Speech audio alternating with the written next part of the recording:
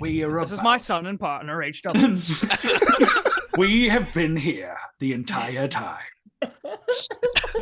Hello, everybody. Welcome back to the Erasmus Expeditions. Hell We're yeah, live. we are. Surprise, everybody. We are here back finally with session 2 of our Jumanji game. As you can tell, we are ready to roll. So, before we get things started, however, we are going to take care of a few points of business. We are playing Never Stop Blowing Up, which is a game that was put out by Dimension 20. You should be able to find it for download free on their website. I think I put a link for it in the description of the video, so definitely go check it out if you enjoyed what you see here. What else? Oh, if foul language and mature subject matter are a problem for you, then this is not a great place for you to spend time on the internet at all. But if those things don't bother you, then you are among like company. Settle in. Grab a beanbag chair. What else? Oh, I'm going to give things over to my players so that they can introduce themselves, say where you may be able to find them on the internet, plug anything that they might have going on currently, and then I think we're going to kick this ball down the hill. So, first up, we've got Nathan. I'm Nathan, also known as Dimension 119. I don't do a lot of my own content right now due to other situations, but I am on a podcast. I am a co-host on the State of Survival podcast. You can find us on YouTube. You can find us on Spotify, a bunch of other things. I think Jeremy has my YouTube link down in the description. We talk about survival games, survival video games. We're doing like a month-long thing next month of like base building in survival games. So we're covering, I think, 5 different survival games and talking about the base building pros and cons of each building a base in each game, whether it's necessary to build a base in certain games or whether you can just roam and go rogue out in the distance and carry what you can live by in your backpack. So yeah, check us out. It's a lot of fun. We definitely get up to some shenanigans and tell some really bad jokes. So hopefully you're not afraid of puns and bad jokes, because then you probably won't watch any of the episodes. To be fair, somebody is fearful of puns. I'm not really sure how they wound up here. Well, because they're probably gonna hear some pretty bad jokes coming from Flash Quicksilver. Cannot wait.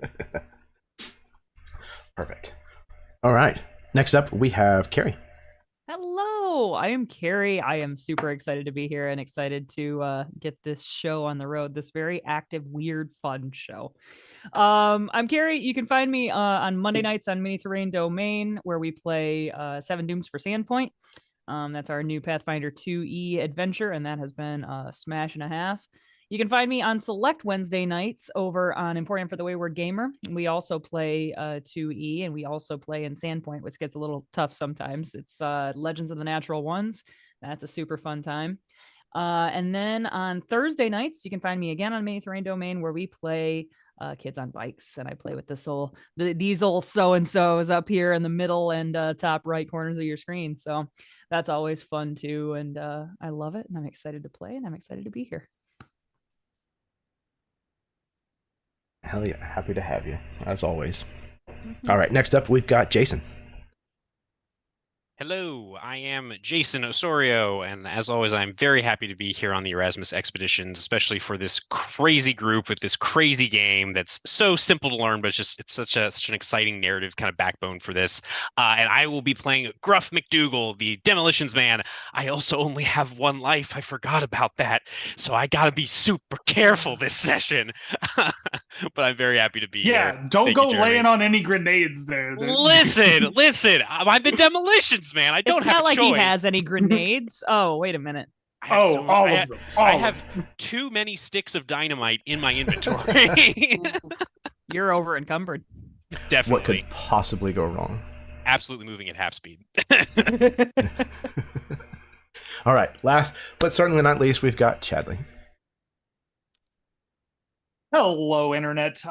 If you're familiar with this channel, you've probably seen my face once or twice. In fact, you've probably seen this face on this channel enough that you've watched me go from clean shaven boy to gruff bearded man. And I am very proud to be on Erasmus Expedition anytime I'm asked to. I am playing Sterling Silva.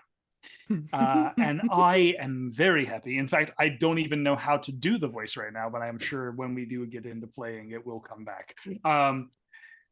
Yeah, I love this game. It's absurd, it's nutty, and if you haven't watched the first one, highly recommend go back, watch the first one. Not now, because you're watching this. Watch this, then go back, see what you missed, and then watch it together in sequence, and you'll just have fun. You'll have fun as always. Yeah, Jeremy, I love you, buddy. Thanks for inviting me, and let's get nutty and let's blow some stuff up. I think I've got just the plan. Oh, boy. We will be missing our 5th player this evening. Steve, love you, brother. I hope that you get feeling better, man. This one's for you. All right. I think without further ado, we're ready to blow some stuff up. Let's go. All right, let's do it. Ah, the sequel. The follow-up that no one ever asked for. Where the jokes are rehashed, the merchandising opportunities abound, and it is painfully obvious to everyone is only in it for the paycheck. I guess it's a good thing that none of us are getting paid. Wait, what? Oh, right. When last we left our dashing heroes, they were fresh from the daring rescue of Midas Fetterville aboard the shipwreck of the HMS Perseverance. Gifted access to the reward of golden apples in return, these picturesque protagonists pressed on with the help of Captain Angel Dynamite. With her homemade hovercraft and perfectly coiffed hair, the harrowing run down the mountain left their icy pursuers in their snowy dust.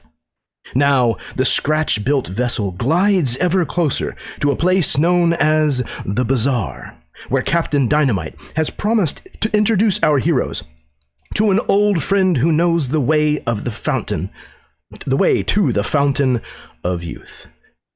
I'm seriously not getting paid for this.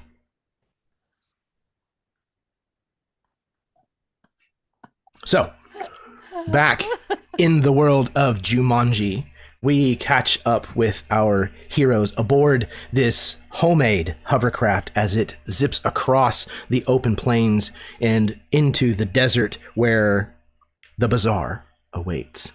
Who do we find on this hovercraft, and what is the current situation? What is the mood like?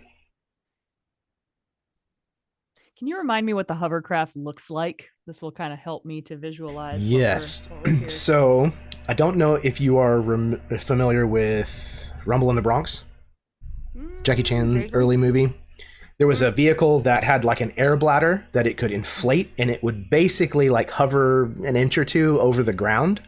That's kind of what you're looking at. It's kind of like that mixed with like one of those fan riverboats, but it very much is held together with like bungee cords and duct tape. Amazing. Kateryna is smoking a cigarette sexily as we're flying along, hovering along on this trip.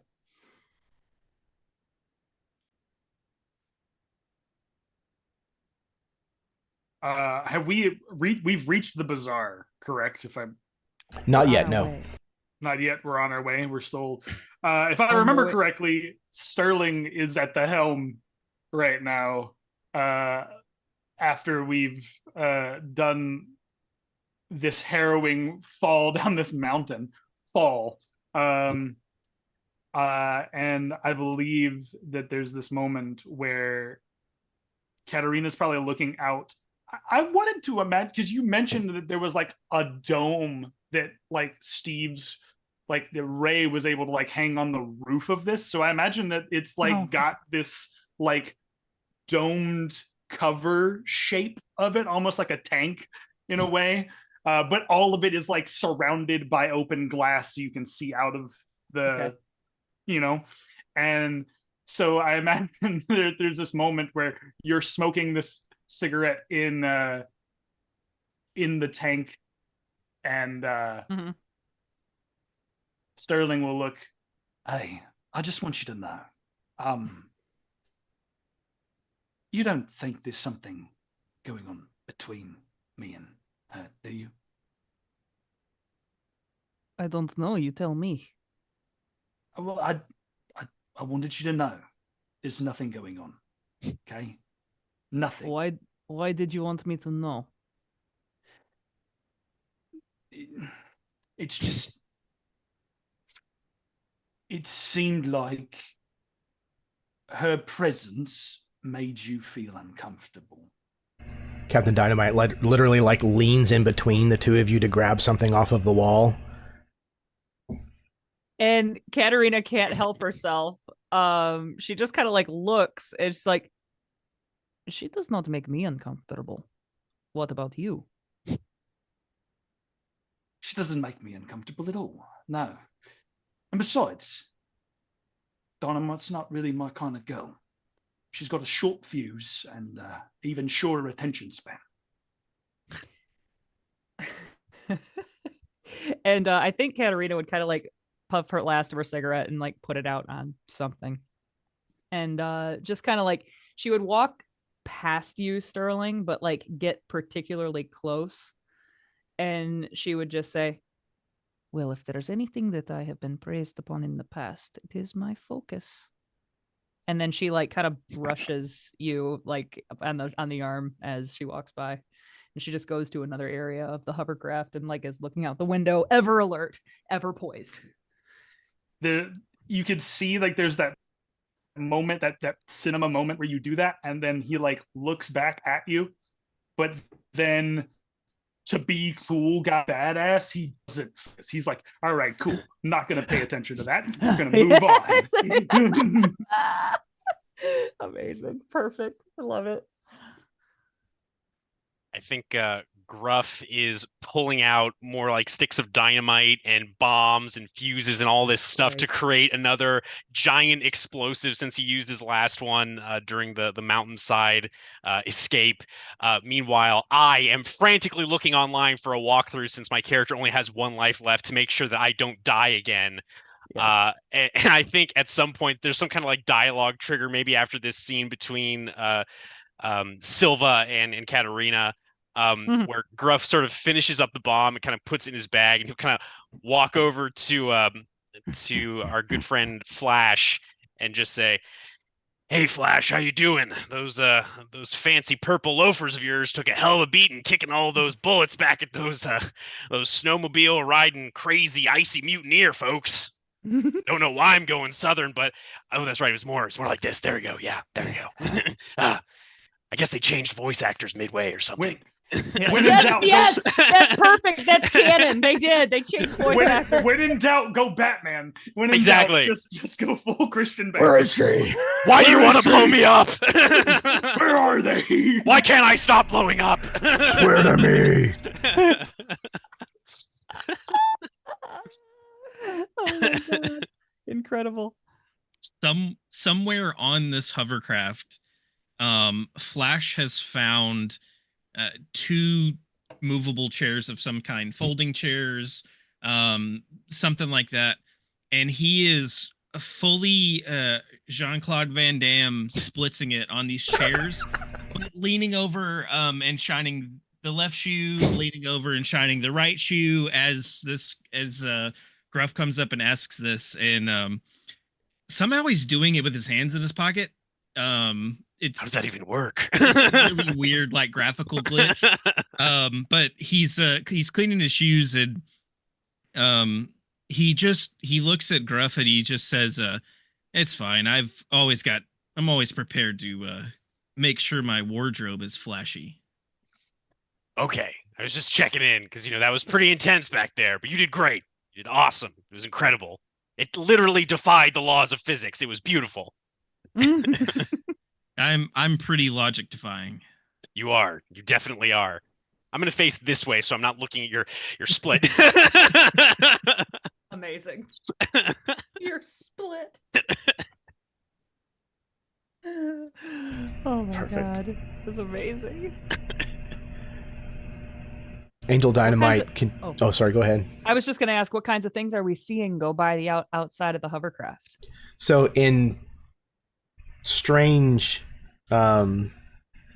consistency with the world of Jumanji itself, the biomes here change drastically and abruptly. So you've gone from this snowy mountain range to now kind of this open grassland that's kind of arid and dry, and you can see ahead that it's desert, not far ahead. And this hovercraft doesn't seem to make much of a change with how it traverses these different biomes, which is probably why she prefers it. So you have sailed into these gentle dunes now, and you can see all kinds of like wreckage and rusted like husks of boats and vehicles and planes just like jutting up out of the sand like broken teeth almost everywhere you look. And ahead of you, kind of as you crest this dune, you see an enormous city that has a giant tower kind of sticking up towards the sky out of it. And you can see that there are cascading waterfalls down the side of this tower, and above it there's this strange pulsing globe of water.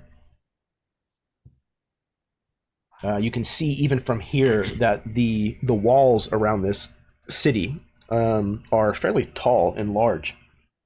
You can tell they have the marks and scorches and broken cracks all around it that showcase a long history of bombardment.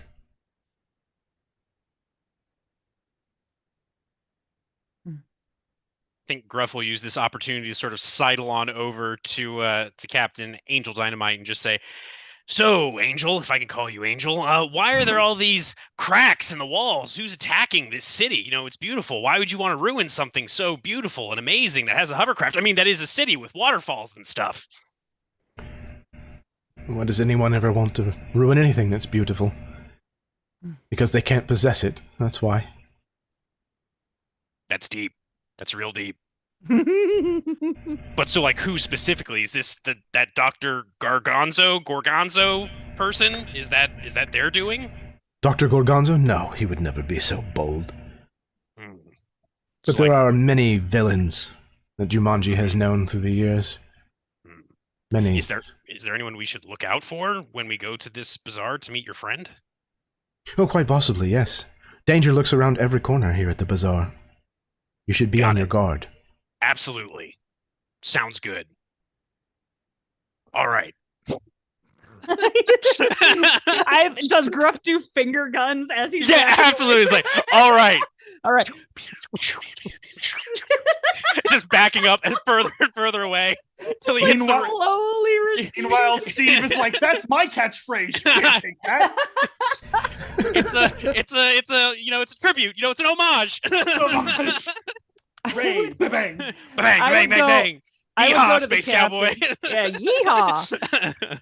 I would go to the captain and I would say, why is water, how you say, floating above the city?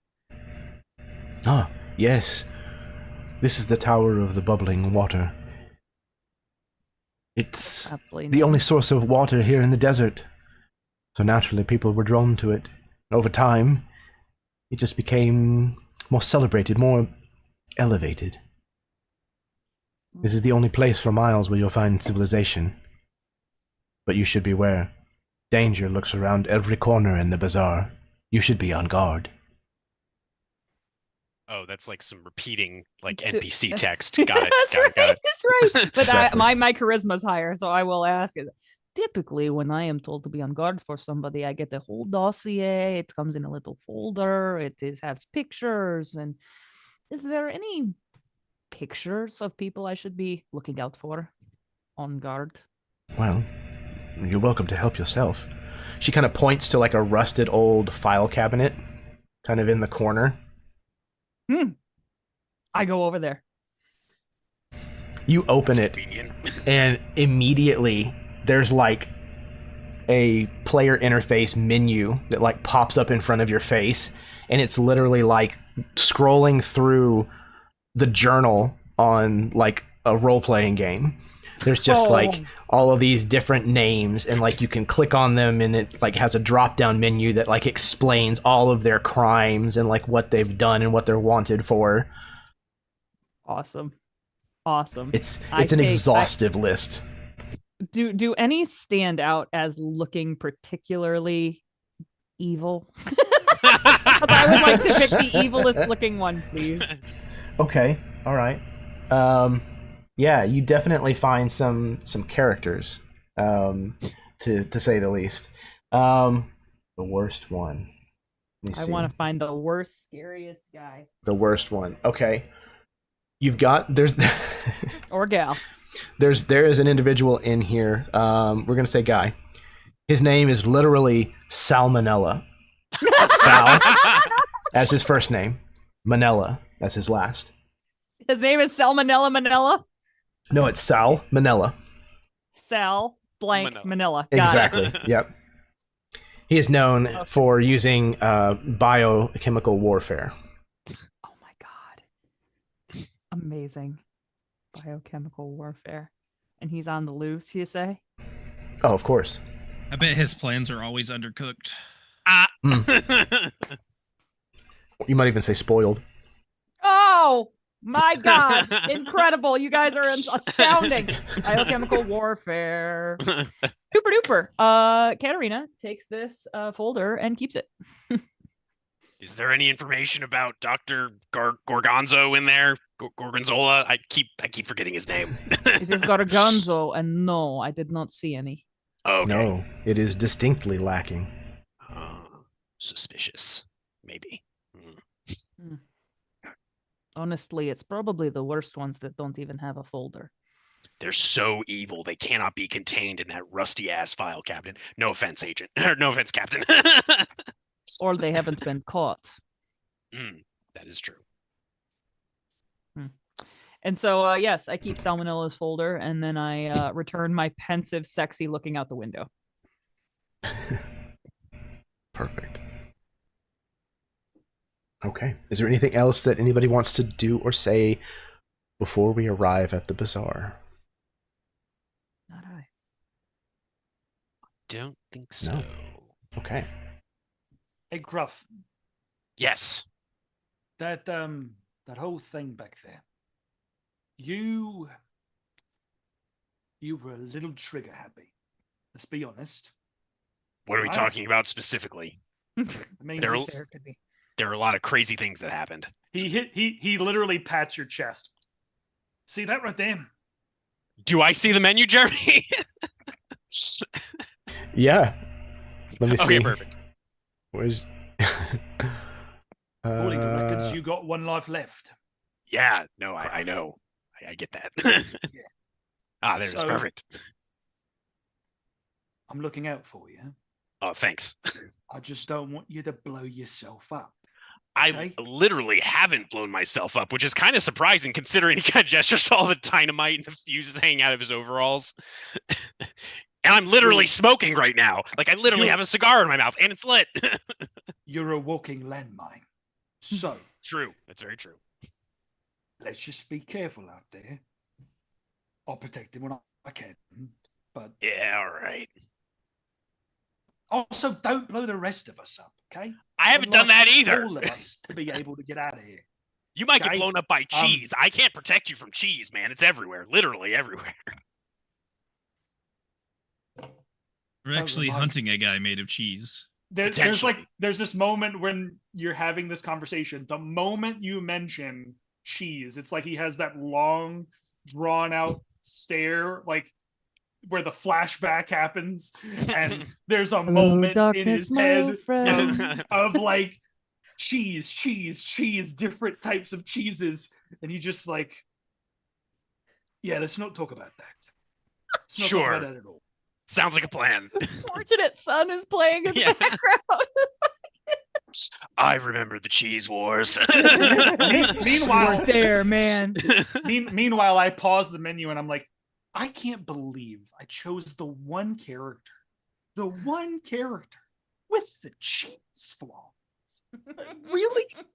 Out of all the things. I mean, you gotta think though, like how likely are you to encounter cheese in like an adventure Right. game like this? You know what I I mean, mean? So I honestly, that's a guess, pretty I good mean, pick. slim to none, but the guy's name is Gorgonzo. So, like, if if it happens, I'm a little scared. Not gonna lie. Maybe he's Sterling just here- a really aggressive Muppet. You know what I mean? That's it. Gorgonzo. God, I hope so. God, At least I you hope still have both your lives. Jason's know- fucked. Yeah. Well, I might be. all right, we're game time, guys. Let's get in. Let's rally and let's finish this out strong. Let's Hold do on, I it. gotta pee. Okay. She's gonna be gone for like 20 minutes. Okay. Let's strategize while she's gone. Okay. That sounds good. When we get out, when we get to the bazaar, Mhm. what are we looking for? Specifically, what are we gonna look for? Well, I was thinking because like Captain Angel Dynamite's gonna take us to meet her friend. What if her friend is an old person? Because if they're an old person, Gruff can't go near them, or he'll lose my last life, our last life, whatever. If he's an old person, if he Or or she she. is an old person, okay, we'll have Flash do it, or we'll have Cat do it. Okay. Sounds good.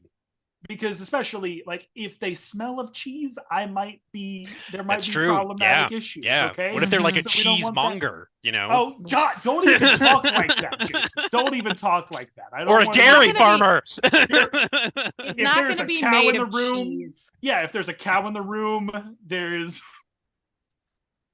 we're done. We're done. We're done. We're done. I punch the cow in the face before it can even boom.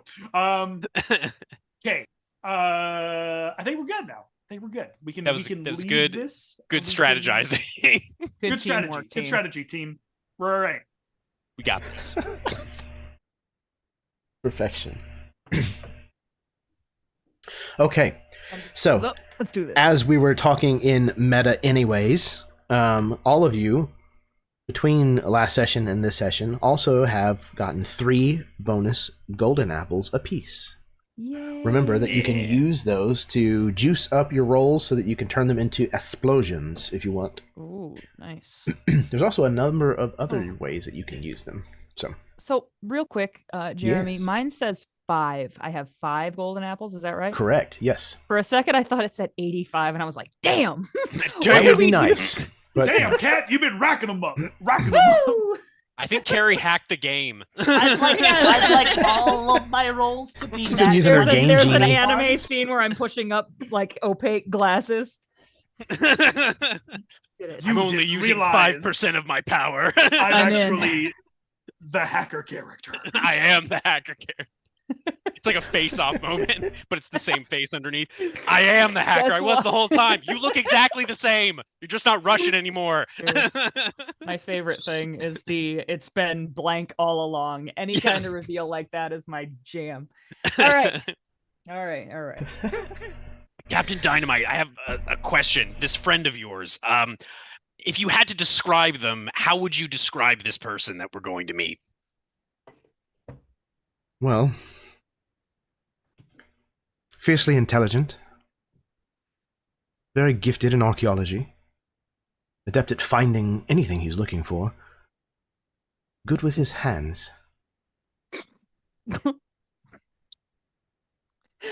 There's a shot, a 4-quarter shot of the actual us people, not the character, just going like behind that.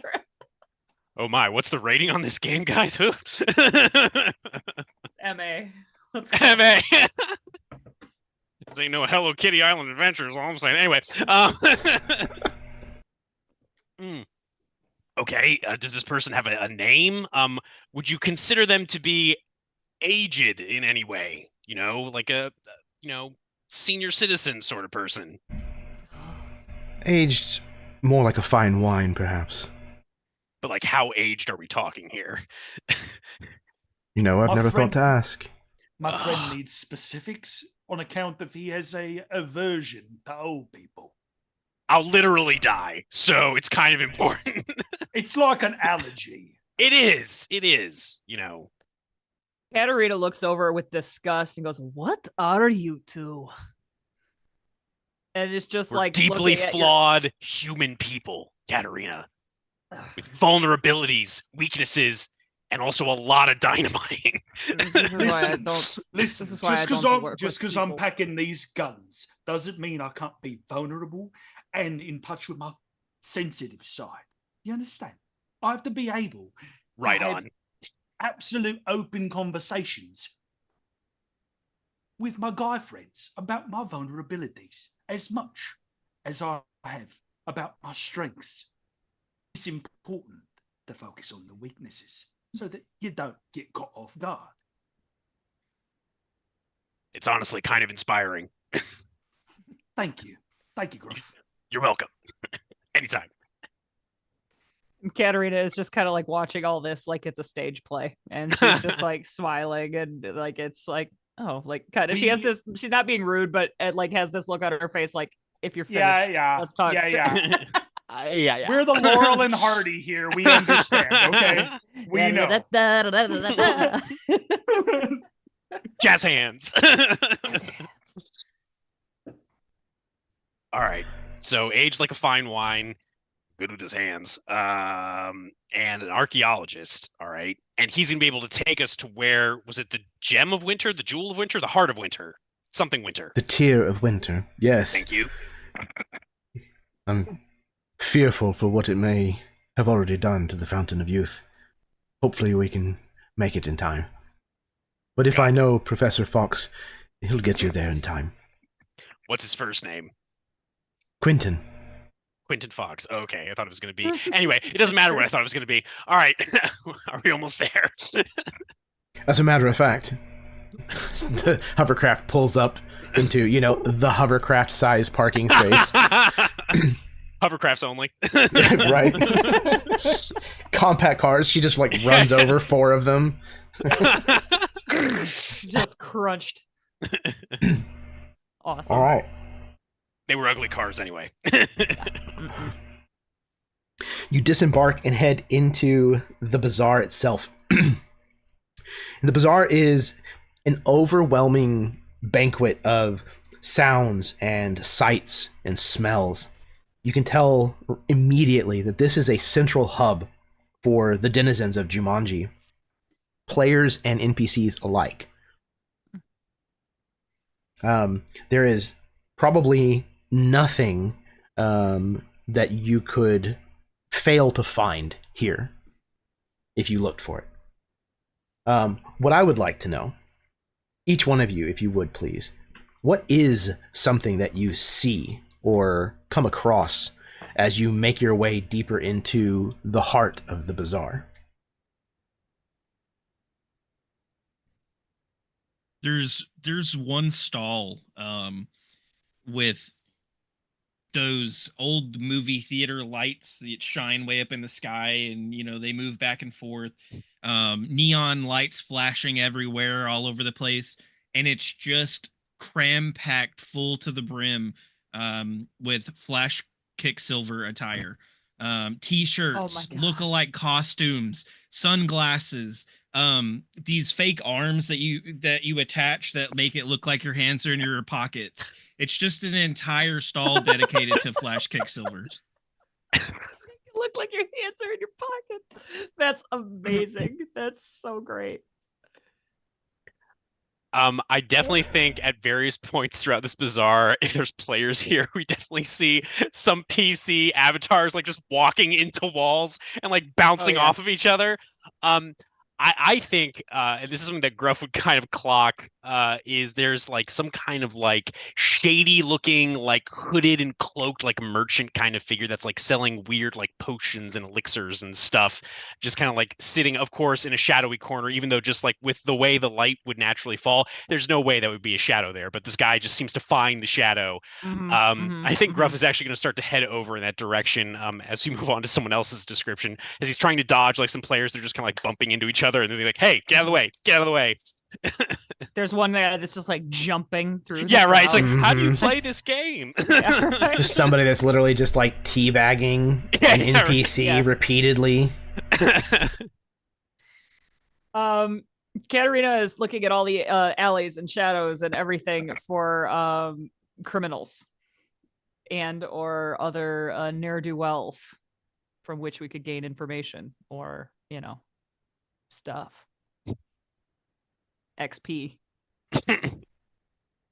and then the stuff. Wednesday nights or XP nights. Yes. Yep. I would say that if anything, Sterling would focus on a couple of items. One, any bazaar that would have like odd and strange like protection things, like protection amulets, medallions, things like that. Any like treasure hunting trinkets, even if it looks like not, and he's got to be specific because he wants to make sure that they're not like a knockoff stall. They got to be like legit, or like some sort of like a weapons dealer, right? Like he's looking for either big guns or big shields, one of the two. So like those things he's definitely eyeballing around the market.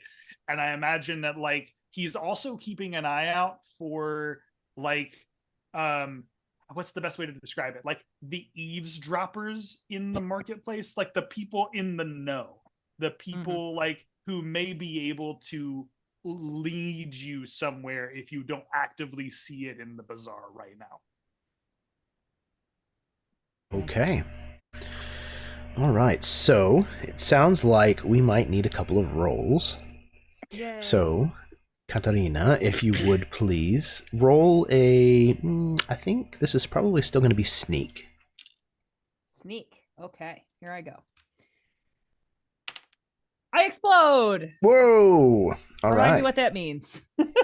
You explode. So, what was your sneak die? It was a D4. So it is now a D6 permanently. Yes. And you keep rolling. Oh my god. Oh, I got a 5 that time. Okay, so a 9 total. Yes. And it is set as a D6 now. Yay! Awesome. Hell yeah. Okay, so a 9 total. You absolutely are able to quickly tap into the criminal underbelly here at the bazaar. There's almost even, the kind of person that is in the shadows of an alleyway, but is lit, by like one light coming out of a window nearby. It very much has the feeling of the start of a quest line. You go over and introduce yourself, actually. Hold on. I have a picture, believe it or not.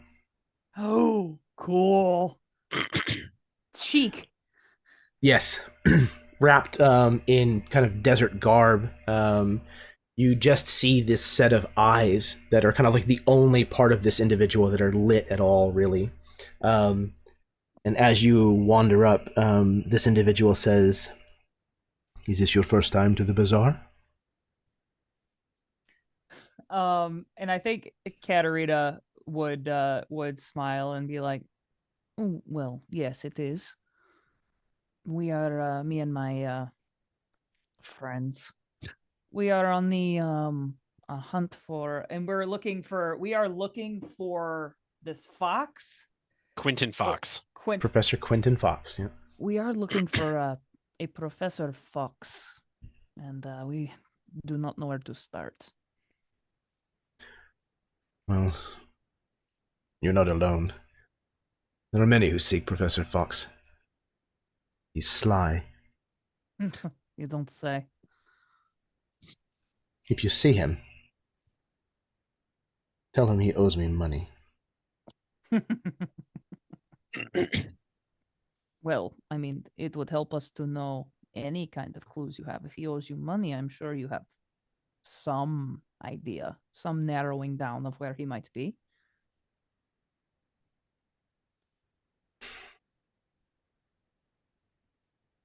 Rumor has it that he's here in the bazaar now, causing trouble. He's looking for something. I may have what it is that he's looking for, but I'm not going to give it to him. Until he pays you. Yeah. Till he pays me what he owes me and then some. Well, what does he owe you? How much? $40,000 in gold. Well, that is quite the sum. Is there any way we can help you find him? Maybe we could bring him to you if we know where he is, or if he thought that that you had this artifact. He knows you have it, yeah? Not to my knowledge, but he just might. I doubt that he's looking for me. If he was, he would have found me by now. Well, we will keep our eyes peeled then, and I will tell him that he owes you money. 40,000 gold pieces. She says, I've got a feeling about you. Something strange, something faded. I don't know how to take this. Is this a compliment? We don't have a lot of time. Professor Fox isn't the only one looking for this place. Take this. She hands you a small satchel. Oh my god. Awesome. Awesome. I take a little peek in there. It's a piece of stone. It looks like it's broken on like most of its sides except for one. One is kind of a flat side.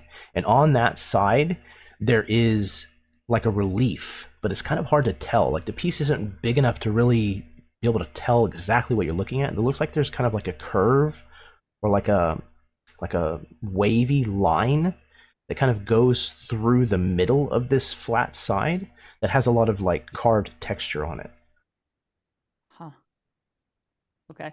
And I think Kateryna would just like hold the bag shut again and be like, well, thank you. I suppose I hope to see you again. Just Perhaps at that with more moment, gifts. 4 large-looking individuals wearing like leather and fur like burst through like a door at the end of the alleyway and point a finger. There she is! And immediately start running in your direction. Gotta go, she says. Oh my god, what a cool bitch. Let's go. Okay. And I think Kateryna like said, what the cool bitch. And then she fucking runs. Kateryna runs as well.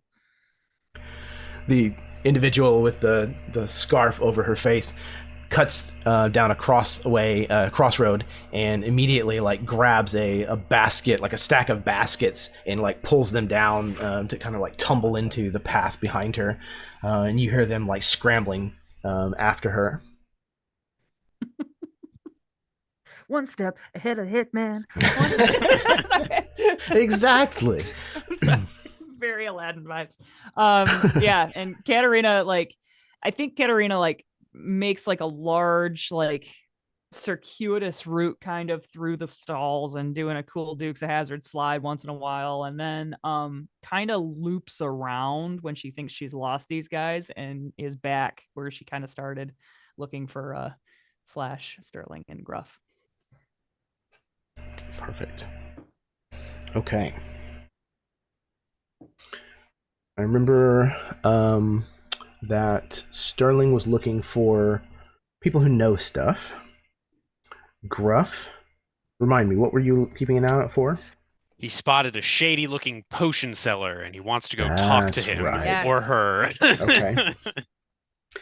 You make your way over to this individual who, always seems to have, the shadow falling across their face, just never quite lit well enough to be able to weird see any details. It's kind of like what was the guy from Destiny, Zur?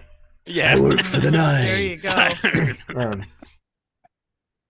go. You walk over and just being in the vicinity of this small little stall, the smells here are intoxicatingly strong, and it's just like a complete myriad of like stimulations on your senses.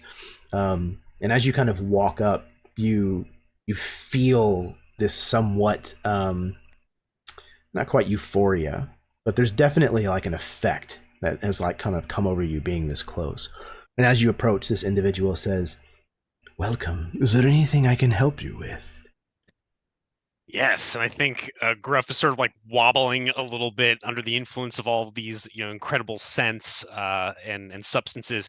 Yes, listen, potion seller, I need your strongest potion. I feel the Reaper's cold breath on the back of my neck. Do you have something? I will trade you anything I have. I have fruit. Do you want fruit? I got Wherever Cari is sitting, she booze. like double taps and mutes Jason.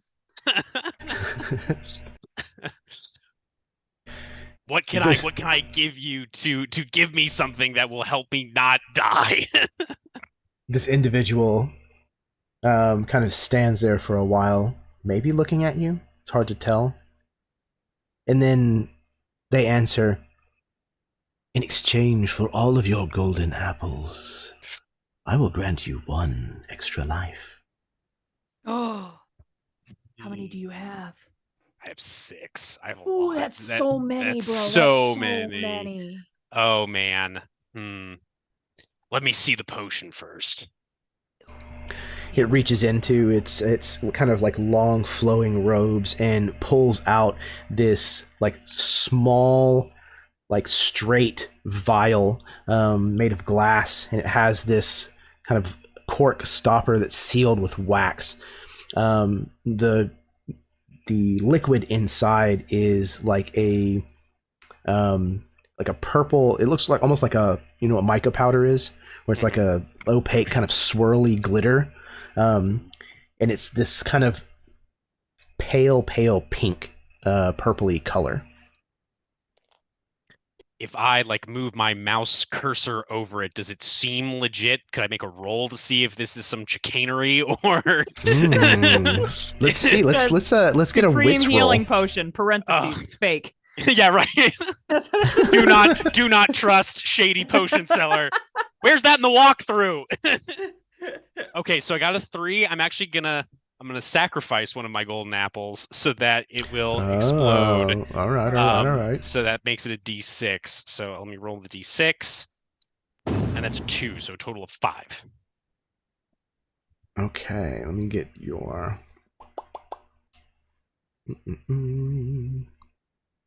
multiplier.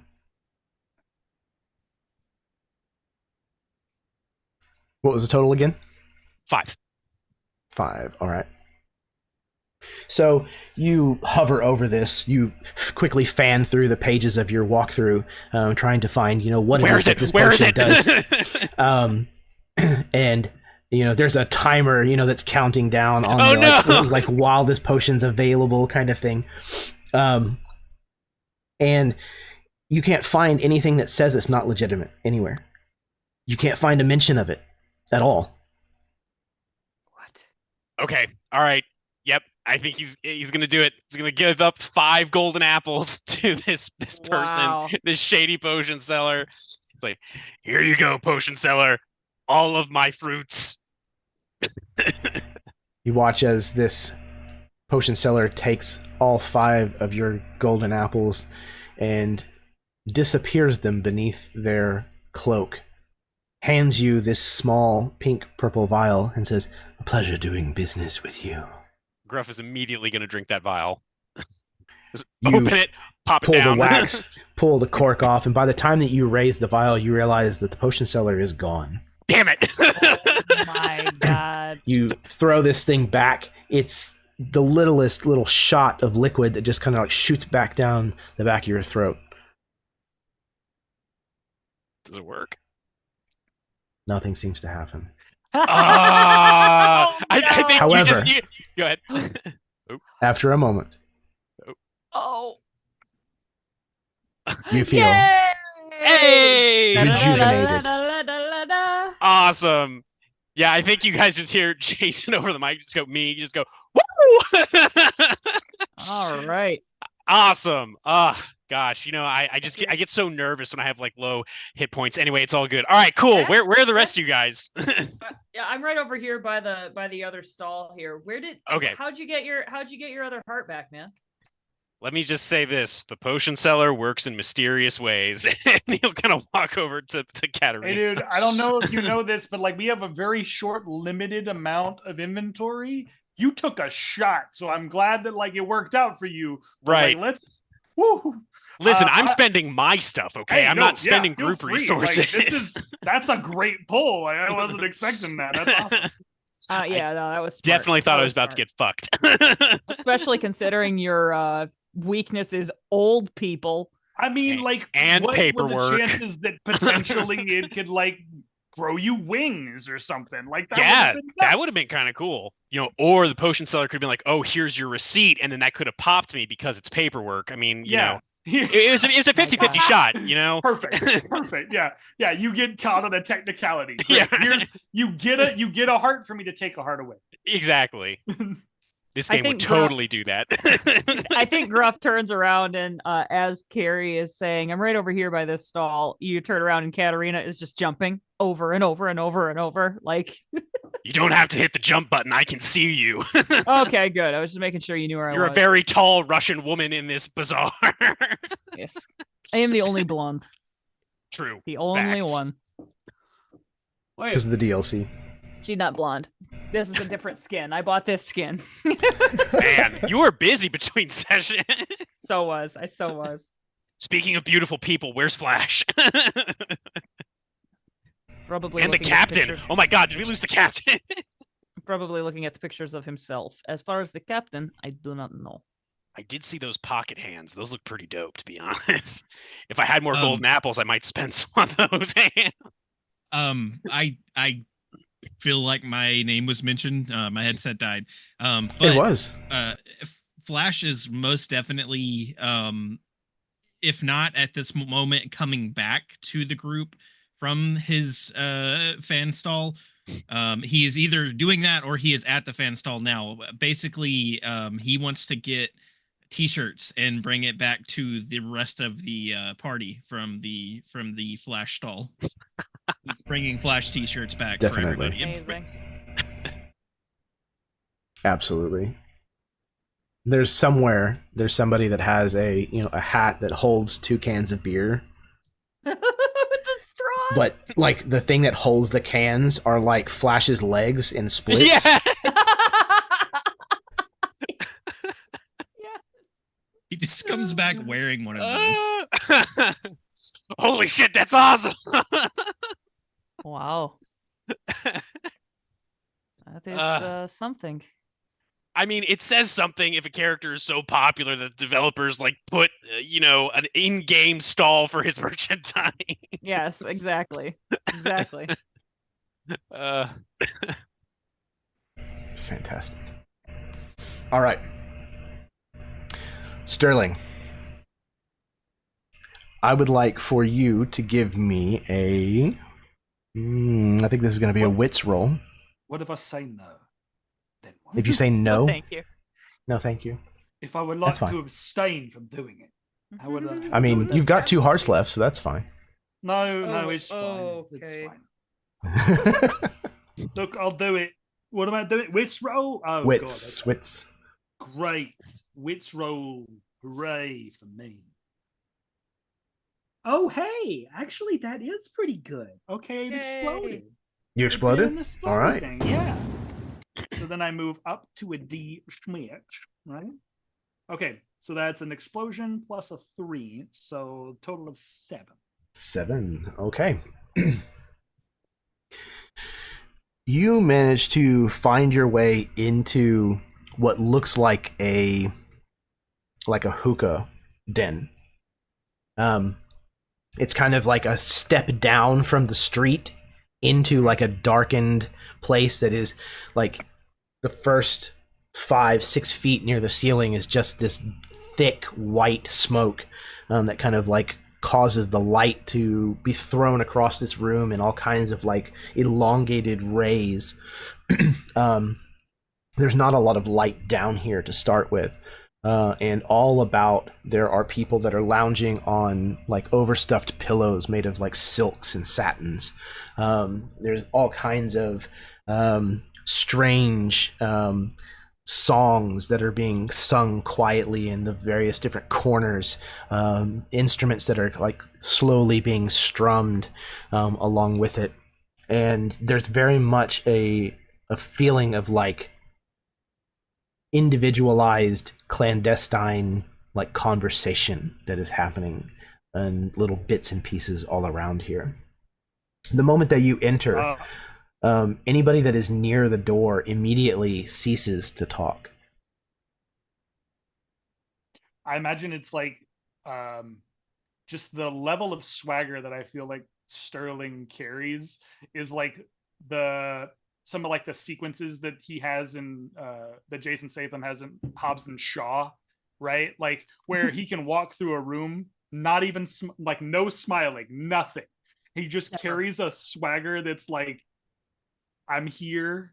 I will beat you up if you do anything wrong. Like, and the moment that they stop talking, he's gonna look around the room and see if he can like point out ideally like the ringleader of this bar, because there's got to be one person in this bar that's like got the finger on the pulse of what's in this space. So like he's just casually walking through the bar, and as he's going, obviously like the silence is happening, and then they'll go back to talking as he moves away from them.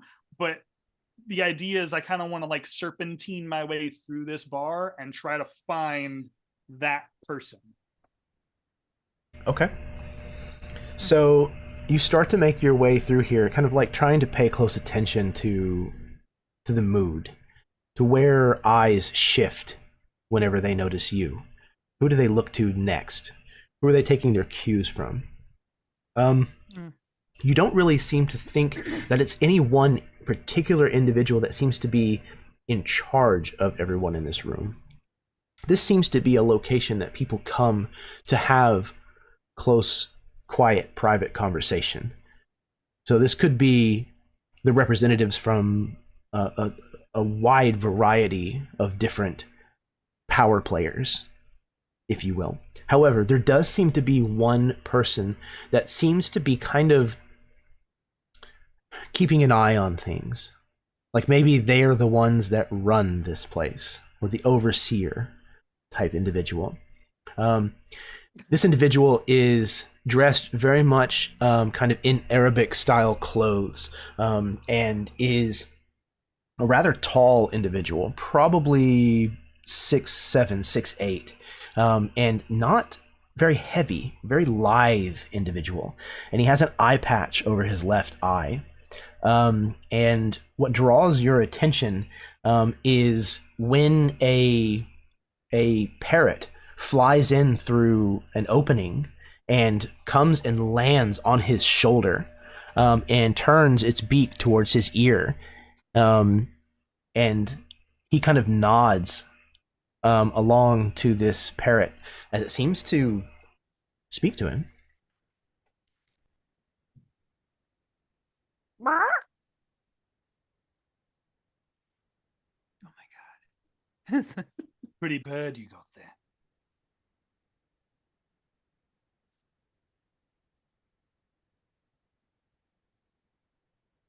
Are you admiring my bird? Yeah, that's what I said. I don't stutter. Now, you got a pretty bird. But I also hear you've got a pretty decent ear for what goes on around here. So, if you don't mind, how about letting the air free? Telling me what I need to know. And what if I do mind? He kind of looks around the bar. Like I said, you've got a pretty nice establishment here. Would be a shame if something bad would happen to it. I agree. You hear like the chambering of several like submachine guns at various places around the room. Oh God. You notice that, like, honest to God, like, I feel like Chad on the other end is like, what did I do? What happened? Remember the ice cave, Chad? There were like 24 guys. This wasn't part of the Jason, this wasn't part of the walkthrough tutorial. You didn't tell me that, like, I could walk in here and that there were guys in here. I don't know There what are you're talking guys about. in here. I don't cheat. Chad, where even are you? I'm in some hookah bar. I went down an alleyway and I found it, and I'm just now good. That was I smart. heard somebody cock a gun, okay? Like, I'm a little You're missing out on all the Kicksilver merch. Damn it. No, he gave me the t-shirt before I went in. Like, I'm wearing the t-shirt. It's okay. Nice. Dude, Okay. send a ping or something. Do you want us to come to you, or do you think you have it? No, I think I'm okay, but the guy just threatened me for telling him he had a pretty bird. Oh man, you never compliment another man's bird. Okay, well, I fucked up, guys. I fucked up. Okay. Yeah, clearly, dude. It's we need okay. to come to you. I'm gonna hit the D-pad. There we go. And then that should A waypoint appears on all of our HUDs. That should at least let you know where I'm at. Okay, I'm gonna try to solve this. Hopefully you get the right dialogue bar. If I don't, I have no ability to go back. I believe this is a one and done situation. Okay, so stall then. Stall, brother. We're coming. Go with your strengths, Chad. And I'm back. I am directing Kateryna. I'm back. Captain Dynamite, come on! I think Sterling's in trouble. Let's go. So I need to know some things about the current fox in the area. You wouldn't happen to know where I might find one. I would encourage you to speak plainly, as you are a stranger in these lands. Very well. Fine. Okay. I'll speak plainly. Yeah. If you don't start telling me what I need to know. Oh, God. Gun number 1 goes into that guy's ass. Gun number 2 goes into that guy's ass. And then gun number 3 goes into that guy's ass. I grab my phone off of the couch and I text Nathan. I'm like, he's gonna fucking die. And it's his own damn fault. And then afterwards, I shove that bird up your ass. Now, do you want to do this or do you not? Your choice. I think you have an obsession with asses. I do, actually, yeah. I do. He snaps a finger, and immediately, like, the individuals with the guns, like, start to appear in the little arched doorways that kind of, like, ring this, like, small set in the floor den where all the rest of these people are. Gentlemen, like I said, I came here to have a conversation with your boss. I asked him where I could find a certain fox in the area. That's all. That's it. He decides he doesn't want to talk to me. So now, I'm here. What are you willing to give in exchange for this information that you so desperately seek, stranger? Fruit. How about? And he'll pull out of his bag. He'll pull out a golden apple, toss it in the air. How about a shiny golden apple for your little bird? How about that? A little snack for your bird friend. He folds his arms across his chest. You can see, he was not expecting this in exchange. In exchange for this golden apple that you offer, what you seek is information about Professor Quentin Fox. Yeah. Very well. It is a deal. Good. Can the gang burst in right then? Immediately upon the exchange, absolutely. As Sterling... Go ahead. I think Kateryna is the first one in the door, kicks it even though it's unlocked and open, and is like, everyone freeze! Gruff has like a dynamite stick in each hand. I'm gonna blow up. Oh shit! Wait, hang on. We're here for our friends. Put it down. Put it down. It's okay. Everybody, it's fine. The moment that your friends burst into the den,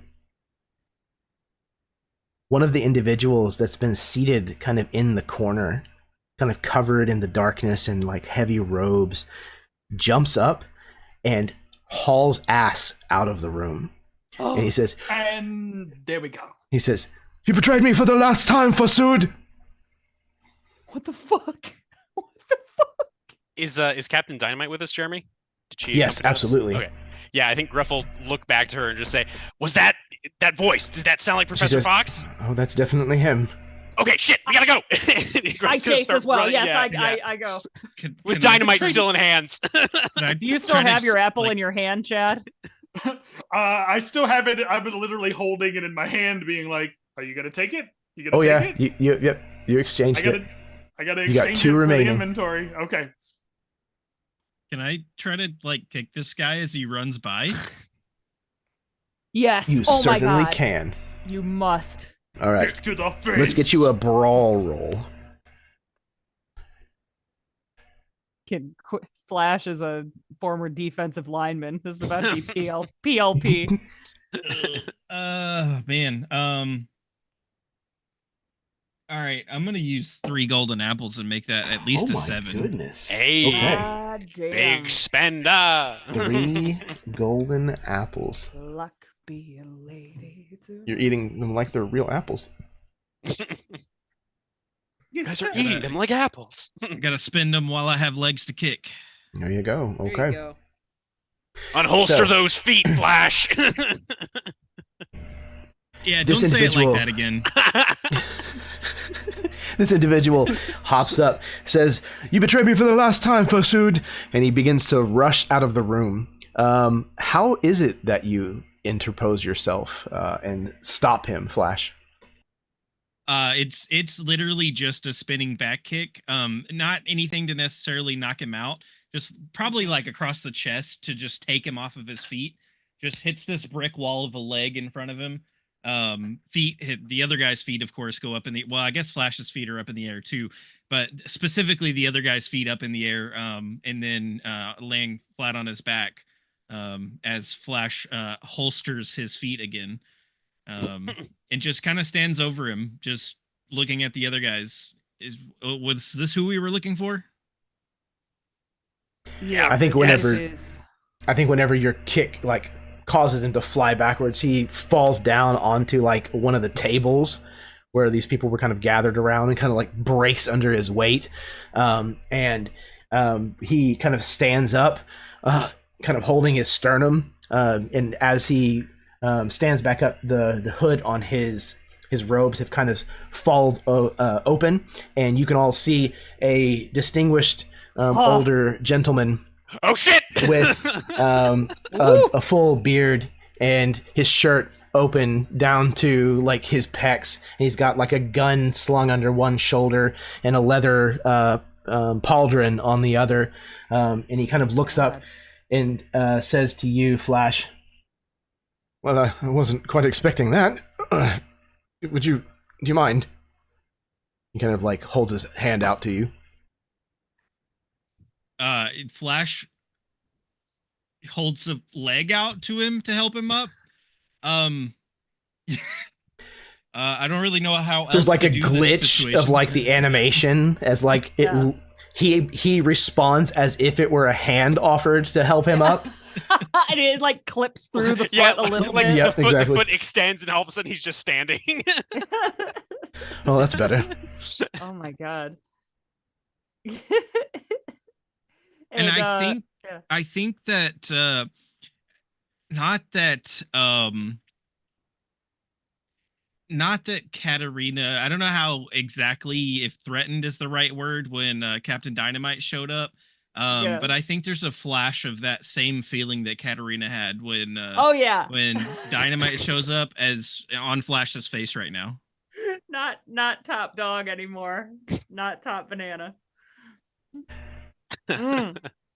Well, you certainly did stop my getaway, I'm afraid. Nothing gets through my legs. Man, these voice lines are intense.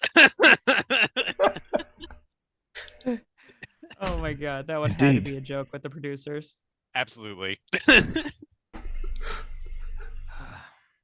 Name's What? Quentin Fox. Professor Quentin Fox. Professor. And Kateryna is like agape at him and is just like looking at him. It's like so we needed to, this is real Cari talking. We needed to find him because he knew where the Tear of Winter was, or he could guide us there. He knows the way to the Fountain of Youth. The Fountain of Youth, correct. Okay. So Kateryna kind of said, we are trying to get to the we are looking for you guys have never, Kateryna has never been at a loss for words before. Hey, hold on, wait, Cari, is your game glitched? I feel like No. Cat's not finishing the dialogue boxes. I don't know what's happening, but the game's glitching. Yeah, it must be glitching. Actually, Cari is skipping the dialogue. No. We need that information. You just No, we don't. great, cool. You just skip the. we Jason, can we look into your walkthrough? Professor Fox. Professor Fox looks over at the rest of you gathered near the front door to this establishment, and then he says, Is that Angel? And she kind of like steps down the stairs, one or two. It is, dear. Hello. Oh Nice to see you again. On the couch, Cari like chucks her controller. I was like, oh, good. Professor Fox says, well, I certainly never thought that I'd see you again. Kiss. There is very clearly... Now Kith. Yeah.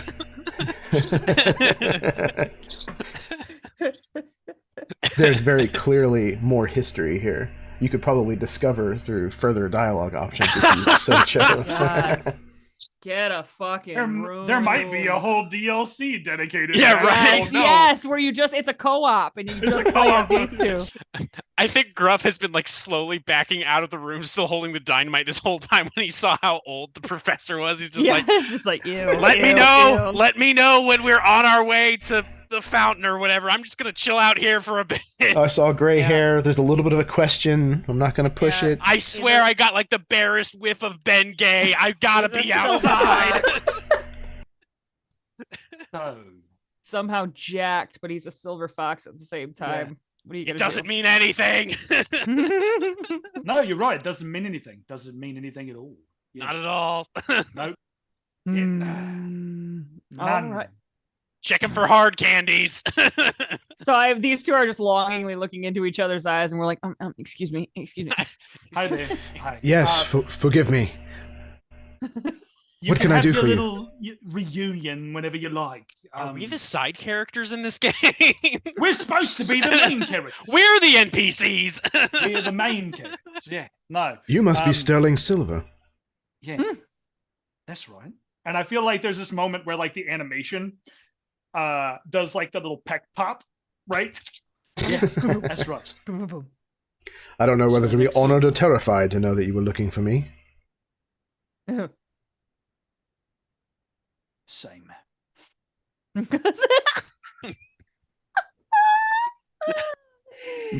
I'd be more terrified of the gentleman that just left. He is a walking time bomb. My name's Gruff. Nice to meet you. Just keep your distance, please. Thanks.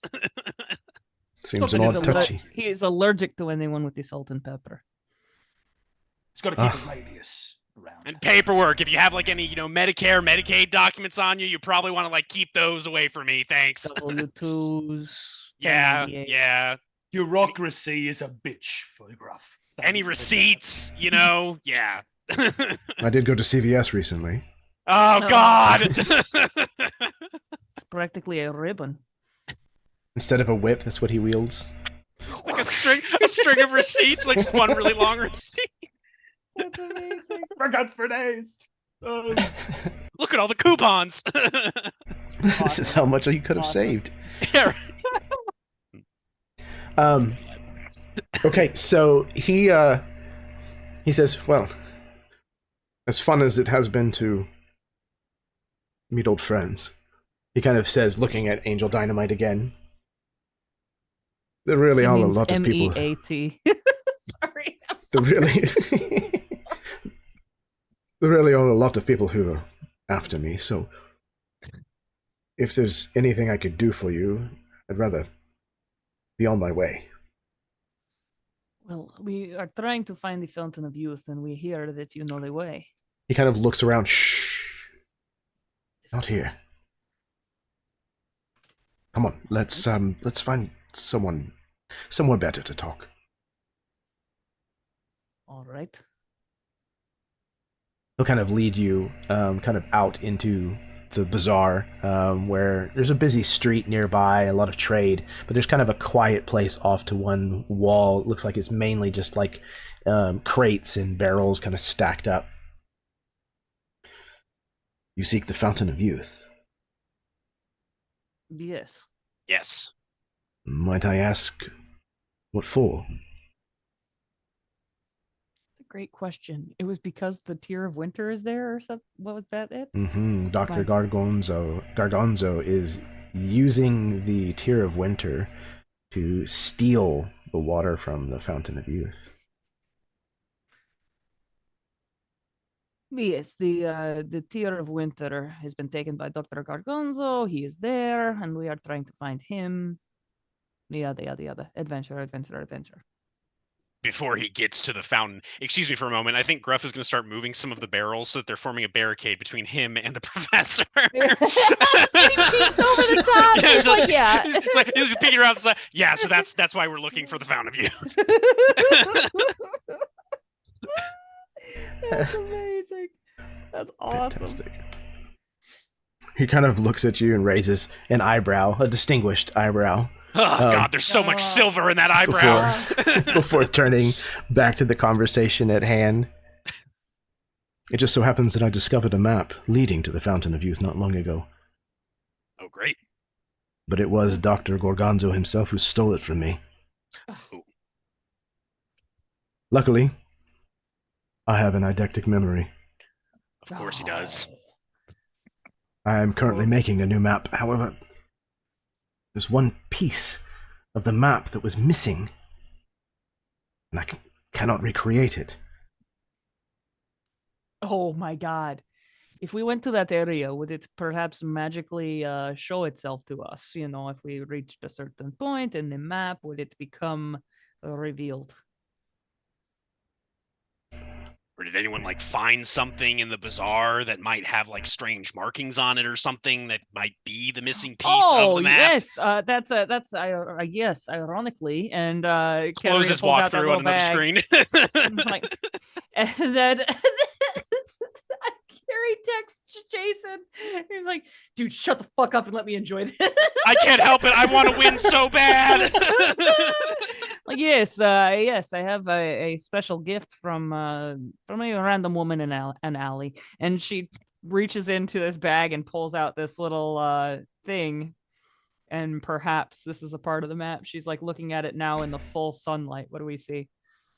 He pulls the map out from his own like leather satchel, kind of unfolds it on top of one of the crates, and you realize that sure enough, if you put this piece beneath the paper on the map, that it fits the missing section of the map, and you're pretty sure that you could make like a charcoal rubbing and complete this map.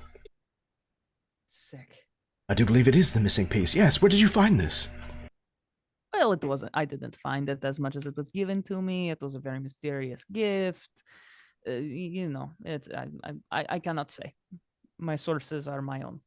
Oh, mysteriously serendipitous. Yeah, yes, I don't know what those words mean. Well, mysteriously, I know.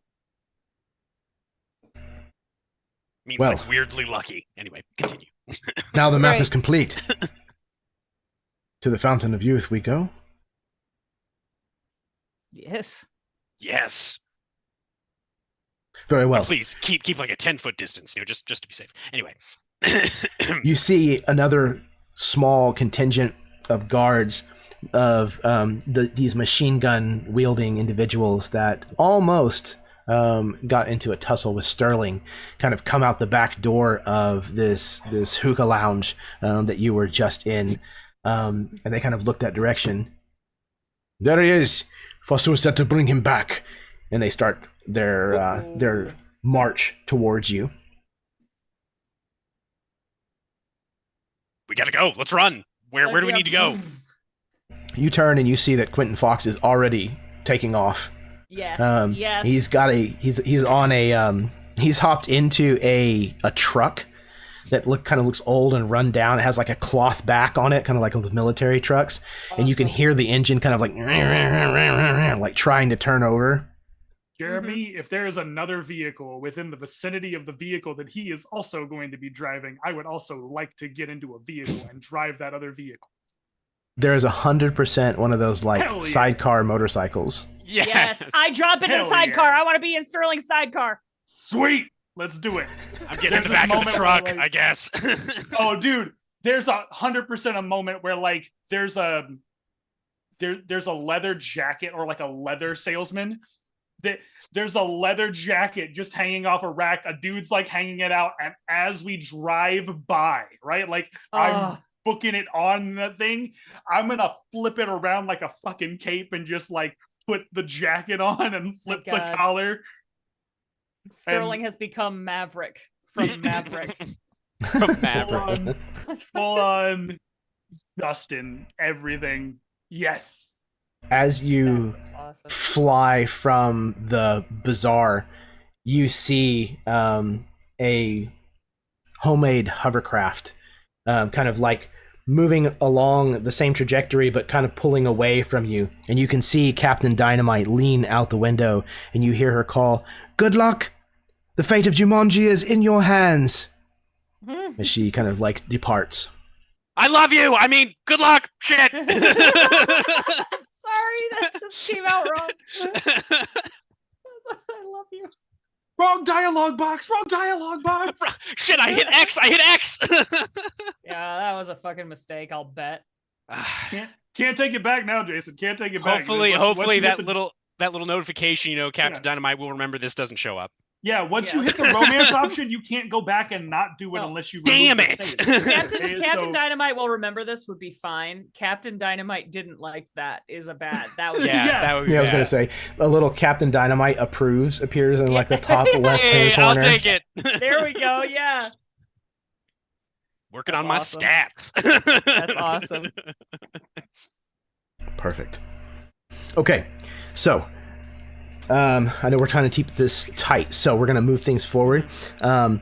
You are led to a jungle boat that Professor Fox seems to live on here in Jumanji. You are chased right up until you get onto the boat, and he pulls the motor to life, and you pull away just as the last of the bullets from these submachine guns kind of cause the water to jump all around you and ping off of the metal of the jungle boat as you pull away downriver. Before long, several hours have passed, and you are deep in a different biome again. You are in the thick of the jungle of Jumanji. And you start to see a lot of ruins. Ruins of broken, dilapidated buildings all around that are overgrown and collapsing and crumbling. And all through it, they seem to be partially flooded. The water just seems to fill this area entirely. And it's obvious that you are making your way through not just one or two buildings. This is used to be a civilization. There's collections of buildings here and there. And he informs you that the Fountain of Youth is hidden in the center temple that used to serve this city of people. You make your way deeper in, and eventually you dock this boat next to a piece of this crumbling ruin, and are able to start to make your way up this stone set of stairs towards this temple entrance, where you can see these kind of like squared carvings of faces that look like they're designed to terrify. They're designed to inspire fear, to turn people away. A lot of markings of like the undead and like mortality, a lot of skulls. As you approach, you realize that that you're not alone in this temple. As you enter the threshold, you can see that there is movement kind of in this main room that now stretches out before you. This kind of long, wide, large chamber that that Professor Fox tells you. Now, according to everything that I've been able to find, the Fountain of Youth lies beyond that door on the other side of the chamber. We must get past. However, the Temple Guardians are very deadly. Oh my god. It is difficult to make it past them. And beating them is not the answer. He kind of looks to Sterling Silver and Flash. Kicksilver. We must... Flash puts both of his legs back on the ground. Both. How are you walking? He's just hovering, you know. He floats like Zenyatta. I imagine he just floats like Zenyatta. What are these temple guardians made out of, Jeremy? These temple guardians are made out of stone. So listen. You said that there's not a... Oh, okay. please. I have a picture. Oh my god. Oh, they're adorable. I want a sticker of that. They are made out of like broken pieces of stone that seem to have been like cobbled together or held together with some form of magic. And they seem to have like one singular central eye that seems to glow with a kind of like pale blue power of some kind. Okay, so maybe it's like a riddle thing or a puzzle thing. All I'm saying is if that doesn't work and Gruff will reach into like his hammer space pocket and pull out this even bigger just collection of like bombs and dynamite and fuses, and on the side of it painted in again sloppy yellow handwriting is the even bigger plus ultra supersized MacDougal planet obliterator. I can use this. Amazing. But this is like last resort. Let's talk to them first. I think that's a good idea. I'm gonna put this back. Professor Fox mentioned that it wasn't exactly a job for our friends Flash or Sterling. Sounds like a job for you, maybe. Are you saying we should try to sneak past them?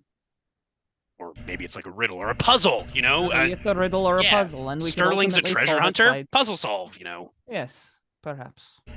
What I would like is for each of you, please, to give me a wits or a sneak roll. Yes. Your choice. I got a 5. 5 total. Okay. I got a 1 on wits. 1. Okay.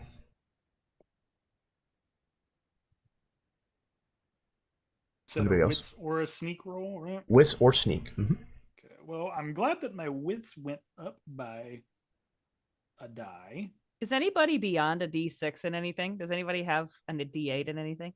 I do. I have a D10 in transport. I am drive.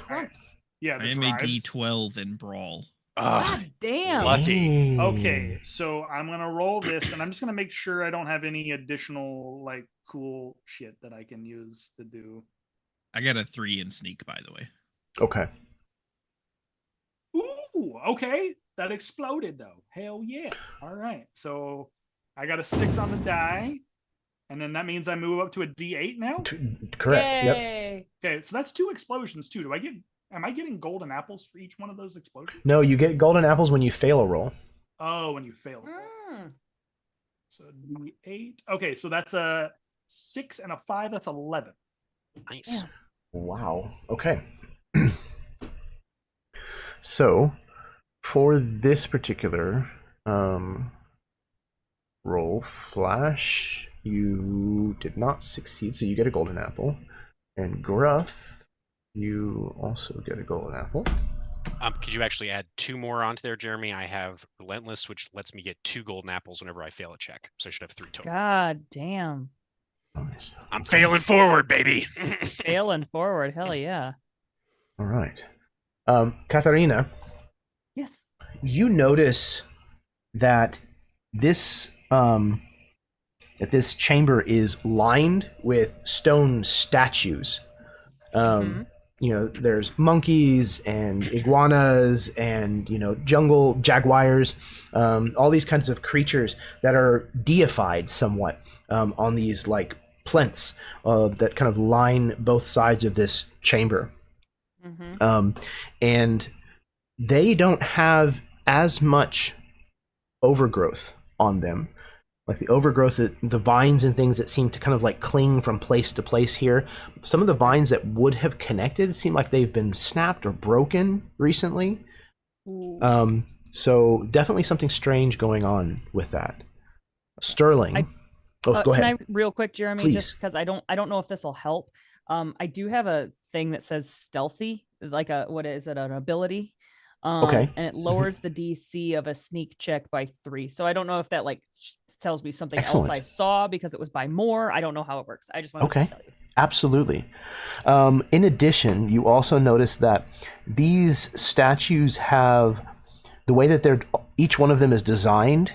They have like a part of their upper front, like their forehead or, you know, what have you. Maybe their hands are placed above their head, but each one of them has like a channel that is built into the stone in the same place, in the same shape, even though it's different things on different animals, if that makes sense. Yes. Okay.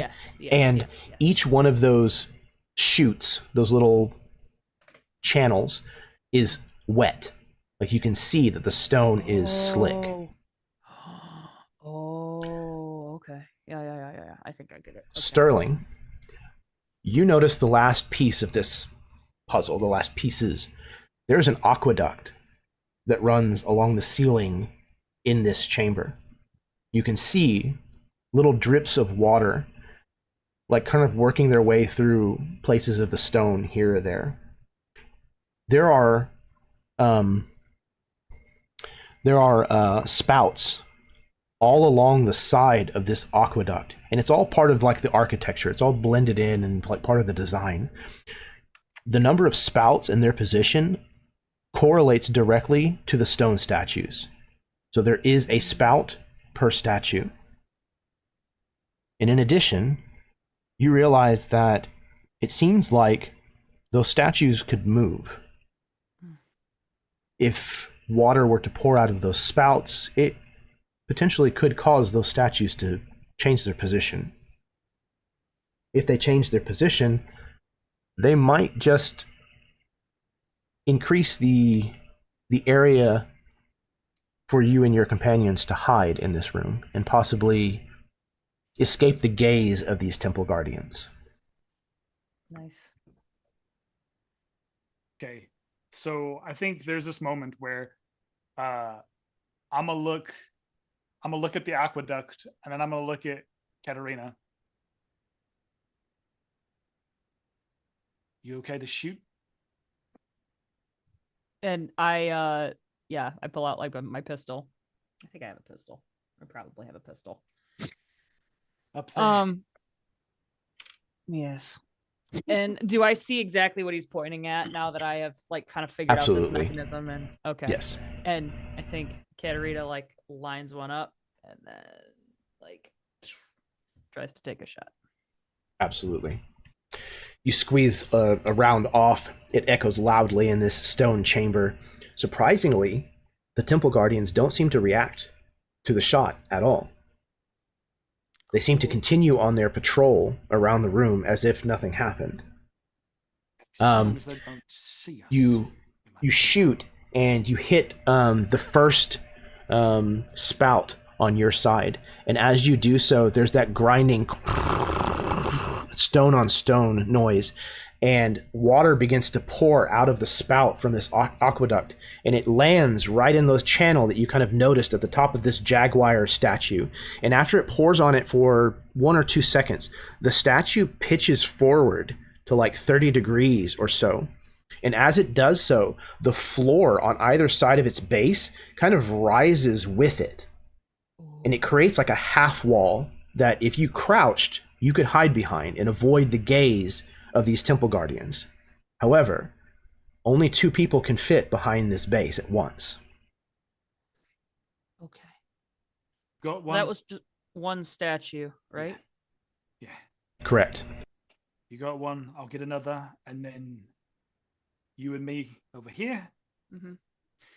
Kateryna kind of smiles at you coyly, and she's like, "Well, yes, I hit my shot. Now, can you hit yours?"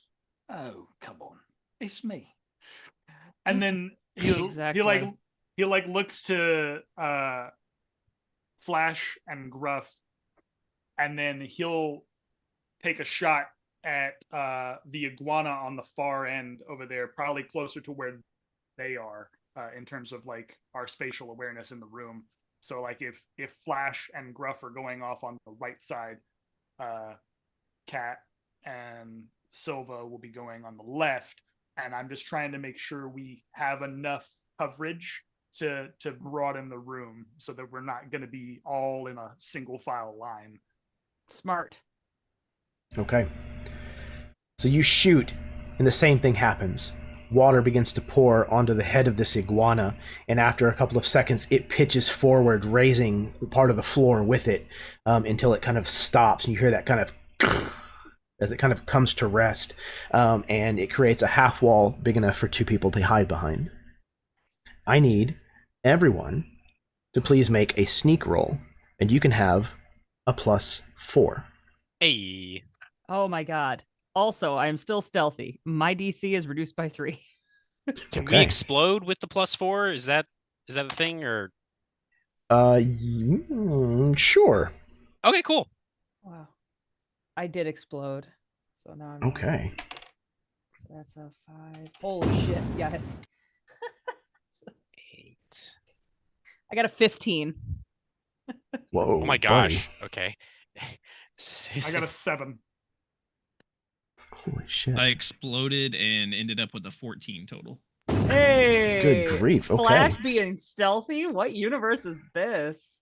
So I exploded, and then I exploded again, and then I got a 9. So God. I think the total is 25, I think. Oh my god. I was all pumped about my 15. Let's go, dude. 2 explosions. Okay. Sneak is now my highest stat. Yeah, I was gonna say, make sure that y'all are keeping up with what the die comes to.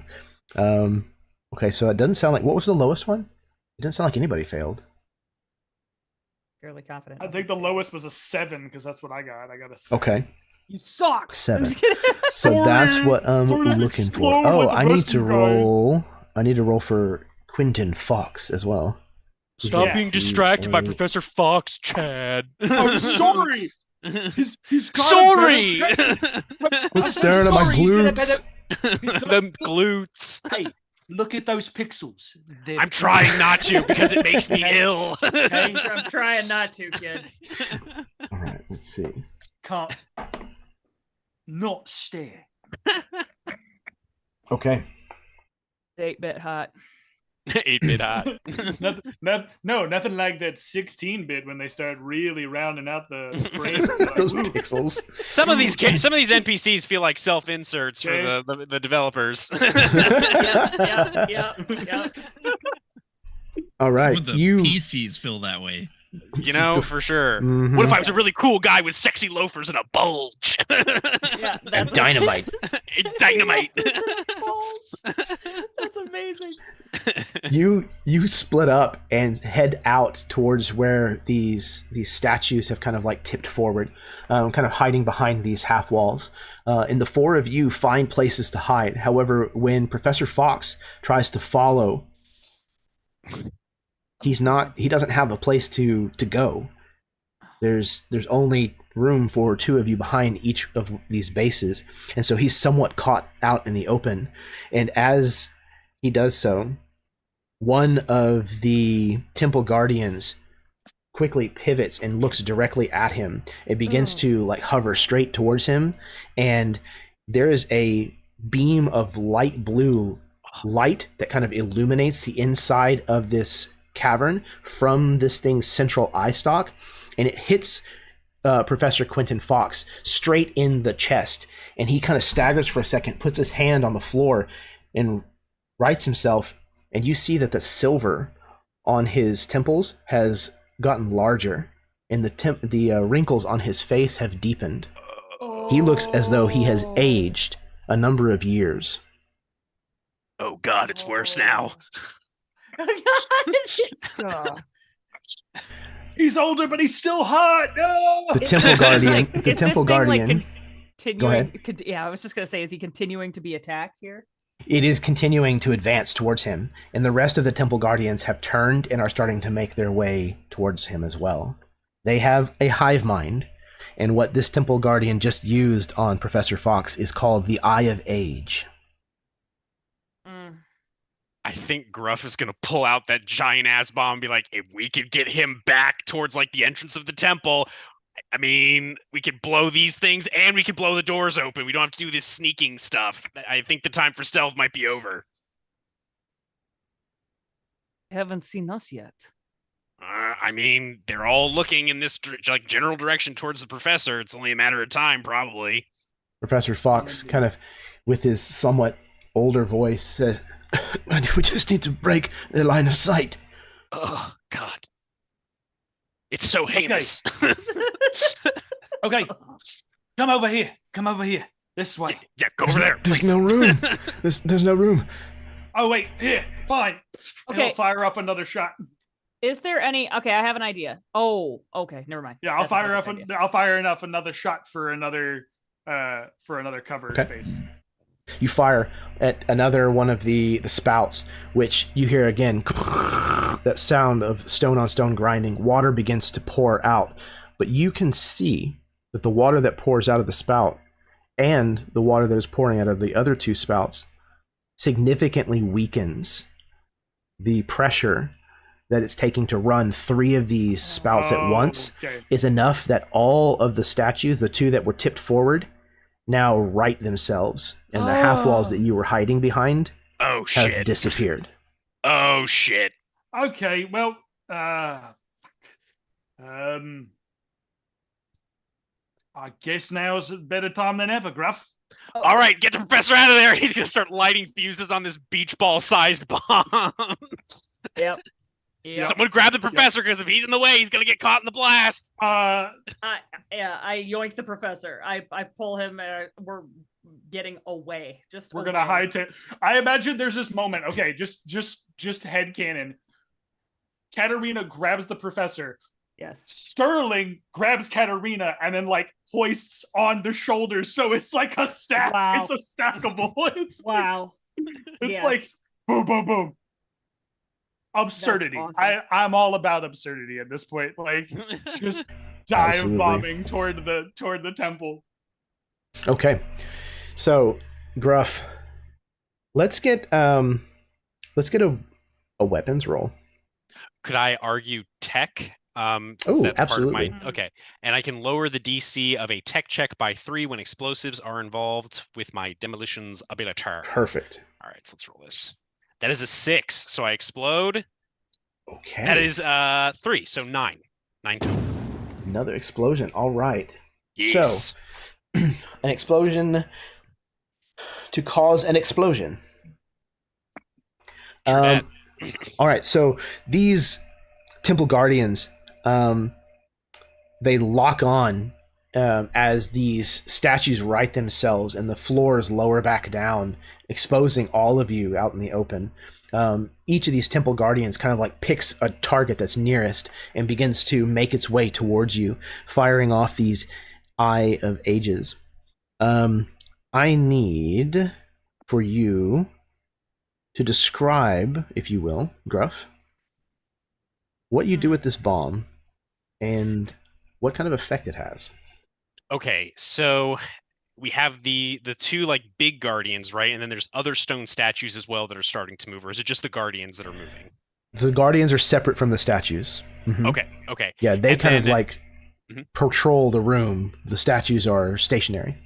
Okay, and then is there a way that with a big enough explosion I could catch the guardians and the stone door? Because I know there's potentially going to be some issues getting through that door. Is that possible? Baby, this is never stop blowing up.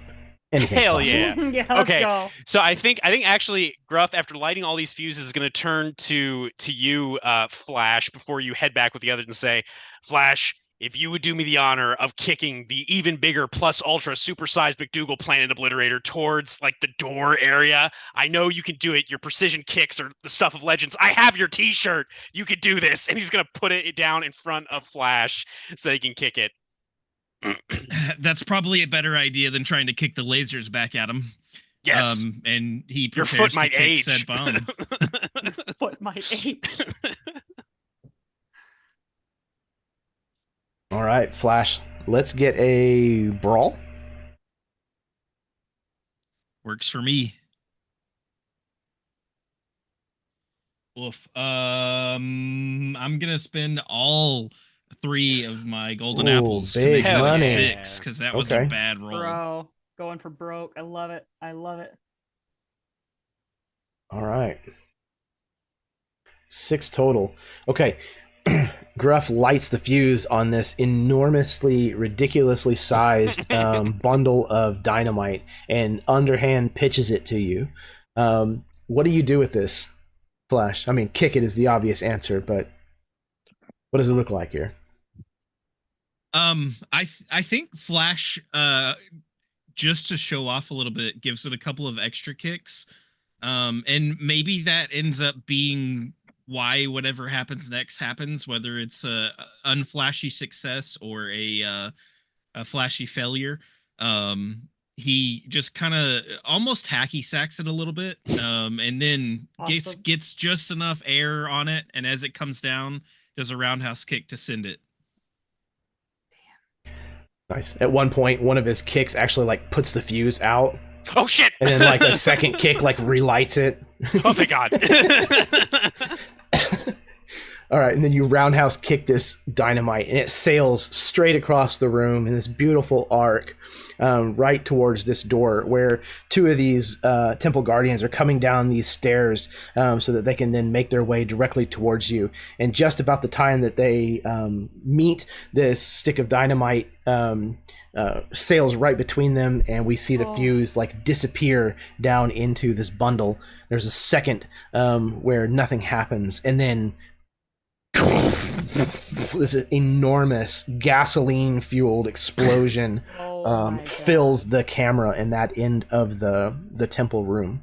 And I think for reasons that don't make any kind of sense, the Ode to Joy starts to play, and I think you see Oh, yeah. you see the smoke. It starts to form the words, "Captain Dynamite, will you marry me?" And then Gruff is just like, "Shit, the timing is terrible." And he just floats back. I think that was supposed to be for something else. Yeah, I was having kind of some feelings on the hover. It doesn't matter. I didn't know. I didn't know. You planned ahead of time. I did. I'm a planner. That's how I haven't blown myself up yet. That end of the aqueduct in the room like breaks free and like tumbles forward, and the water like starts to cascade off the end of it straight into like the door, which then like quickly like starts to teeter and then starts to fall inwards and collapses. And you can see the chamber beyond, that is glowing with power and magic. And you can hear the sound of a machine running. Ooh. machine, you say? Glowing, you say? Indeed. I make my way towards that room. Very well. Definitely. Yeah. I put both Kateryna and Yes. Dr. Fox down, and Thank you, Sterling. you're welcome. You all right, old man? Yes. I'm not exactly sure what happened. I feel a little peaked. It was all the excitement and your blood pressure. It probably shot up like 20 points when you got hit by the old person beam.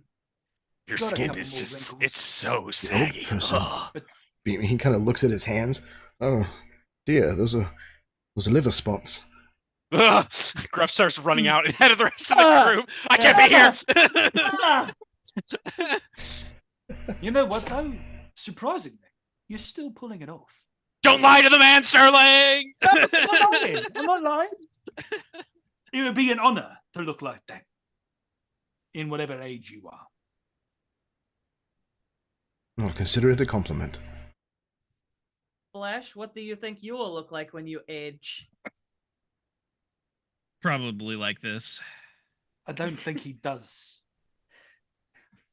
Flash, how old are you? It's not polite to ask a lady her age. He's mostly Mine. plastic now, anyways. Flash whispers to Kateryna and where and Sterling, where Gruff can't hear. At what point does old become old? Like, does Gruff just explode when he reaches a certain age? That's a great question. He'd probably implode. Fall in on himself like a dying star. Oh, That's so, fair. That's so dark, Kat. That's so dark. Well, Right. For some reason, I start hearing "Hello, darkness, my old friend" He's playing in my allergic to headphones. old people. What's What going happens on? when He's allergic to old people. What happens when he becomes an old person? It's a So valid if he- question. So if he gets hit with one of these things, he's just going to implode on himself. Guys, this temple music is freaking me out. Can we finish the mission, the Yeah. quest? Sorry, you're right. I'm so sorry. I just got distracted by the fact that, like, old person, and then Yeah. also that question of whether or not you would. Did you think about that? If you got hit with the thing, if like you would implode? I mean, they're destroyed, so I don't have to worry about it. It's fine, Yes. Best do not know. give him existential crisis when we are in the middle of mission. Fear for next playthrough, I guess. It's fine. Yeah, I might pick a different character next playthrough. Looks at Yeah. Flash. You hear the stones start to scrape and move behind you as you realize that the temple guardians are reforming themselves. Oh shit! Let's get inside! Get inside! Get We're inside! gonna Yep. And shut the doors. Can we shut the doors? Or There's are no they door. still We being- blew up the door. I thought it was forced open by the water. It was, Oh. but you can Oh, okay. definitely Okay. close it. Perfect. Thank God. Let's close it back up again. Yeah. Sterling is gonna. Push. Mashing A. Mashing A. Mashing A. Mashing A. Yep, same. Yeah. Quick You time. Yeah, quick time Forcibly shut these large stone carved doors, and you turn around to see the space before you is lined with So cute. torchlight and braziers. There is jungle overgrowth. There's an entire tree growing in one portion of this room. The dappled sunlight kind of pools down from the ceiling overhead in various places where the stone has broken away here or there. There are, again, these kind of carved faces everywhere that you look, and chiefly at the back there is a large stone face. It looks like maybe the sun in some kind of variation, and from its mouth a stream of water pours and gathers in a pool at its base. And standing at its base is a figure that seems to be utilizing a diamond, a large diamond, that you can see is probably at least the size of a fist. And everywhere that this diamond seems to be applied, where it's focused, it seems to be freezing this water into ice. Oh. And the individual that you can see that is doing this is, of course, the Is he also notorious hot? Sorry. Dr. Tyrion Gorgonzo. Oh my god! Uh-oh. He looks like No. Doctor Doom. Oh my god. He is As soon as- busying as- himself making large blocks of ice out of this water, and a machine is pulling the blocks from the fountain and kind of like stacking them nearby. Kateryna steps forward and says, "For the record, I prefer my vodka neat." As she like looks at these blocks of ice and then looks back. Oh, I get it. That one's a thinker. That's a good one. It's not that much of a thinker. You didn't know. Not what all of us can be mysterious flesh.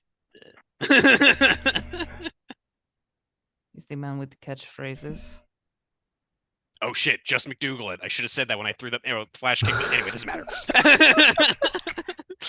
You'll know this for next time. The voice actors were really underpaid for this game. Speaking of catchphrases, should I flash this guy? Wow, that's rough. But yes, you should. So, Doctor, do you have anything to say before we kick your shit in? Never let the villain monologue, man. No, it's part of the cutscene. We have to get to the cutscene, and it has to happen skip, before skip, we skip. get No, To just kidding. activate it first. The doctor turns around and glares in your direction with these hateful purple eyes. And when he opens his mouth, this purple smoke pulls forth. You're too late, heroes. You'll never stop me. I have the Tear of Winter, and the Fountain of Youth is mine. You see Cari is sitting back on the couch going, awesome. That's honestly pretty intimidating. They did not skimp on that voice actor. Yeah. That's gonna be like Troy Baker, one of them fuckers. Oh yeah, for sure. It's like, what's the plan? Do we just like rush him? Or You like, see what are that, we like, thinking? you see that, like, Chad is like, my time has come. Oh god. It's the villain arc. It has to happen. What? It's like the cool thing, right? So Sterling, like, you'll see like Sterling steps forward, and then like I hit the X button to start the dialogue options. All right, Gorgonzo, we meet again. Perhaps tonight you'll be less than sterling. Just like your reputation, your life will be tarnished. Kateryna pulls out a little notebook and is writing all of these down. These are all terrific. These are really for good. later. Like, Hey, damn. I'm trying. Okay. Okay, Gorgonzo. You and me. His fists make a little like clicking. Yeah. Click, click, click, like the you can't tell if that's arthritis or just. And then like he gets in that like fighting stance from all other video games, and it's like it goes from like the third person like Uncharted level kind of viewpoint to a 1v1 fighter like stance. Hell yeah. All right, everybody, if you would please roll either brawl or wits. Oof. Well, they are the same. Probably for me. wits. Oh, I exploded. I exploded too. Oh my Hey. goodness. I exploded again. Holy Nice. shit. Hold on to your butts. Okay. Phew. All right. I got a 13 total for wits. 9 total for wits as well. Okay. I got a 7 for brawl.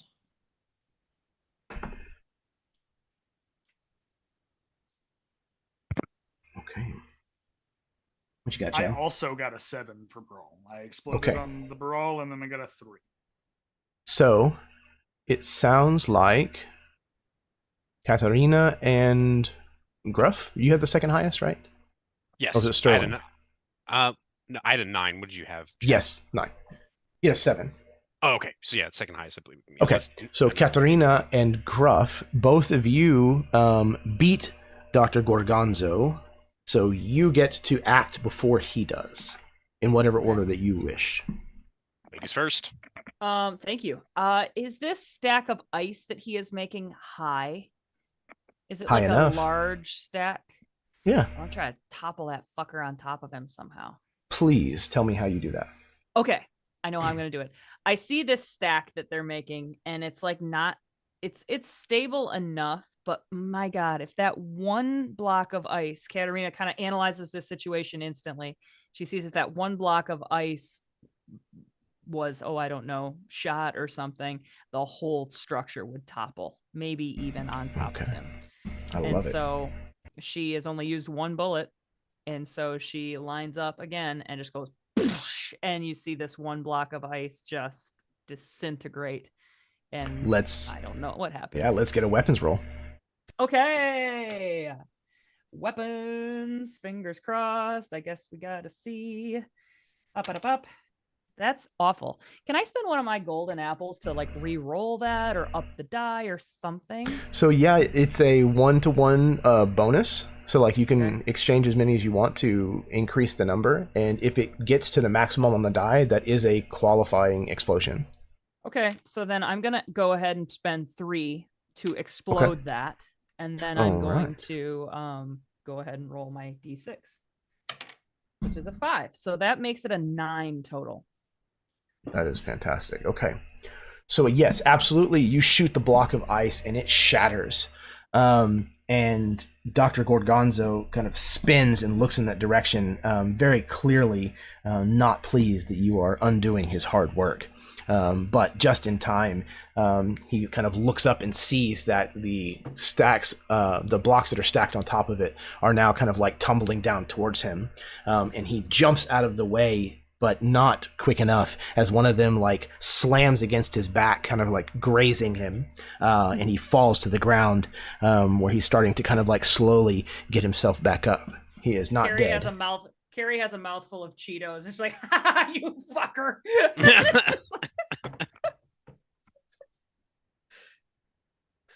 All right, Gruff, what you got? So remind me, so is there, I know he was using the Tear of Winter to make the ice blocks, but was there a machine as well that was in here that he was using? Yes, or was the machine is like lifting the blocks of ice like up out of the fountain and like stacking them to nearby. form the stacks. Got it. Yep. Okay. I think what Gruff is going to do after seeing what Kateryna just did with this crazy shot, and the fact that the good doctor or the not so good doctor is struggling to get up, Gruff is going to pull out some of his too many sticks of dynamite and make a beeline for the machine and light these fuses. He's going to try to throw the dynamite at the machine to destroy the stacking device. Excellent. Okay. A tech roll it is. Yeah, absolutely. Beautiful. So again, DC is reduced by 3 when explosives are involved. Okay. That is a 3. I'm going to go ahead, because leave it on the table. I'm going to go ahead and burn all 3 of my golden apples to get a 6 on that. So it doesn't explode, but it's a 6 on a D8. Okay. We got, all right. So your dynamite sails straight at this machine, where it's kind of like, I almost envision it kind of like spider-like in the way that it's like attached to the ground, almost like this number, like 6 or 7 or 8 legs that have kind of like been extended and like planted so that it's kind of like stationary.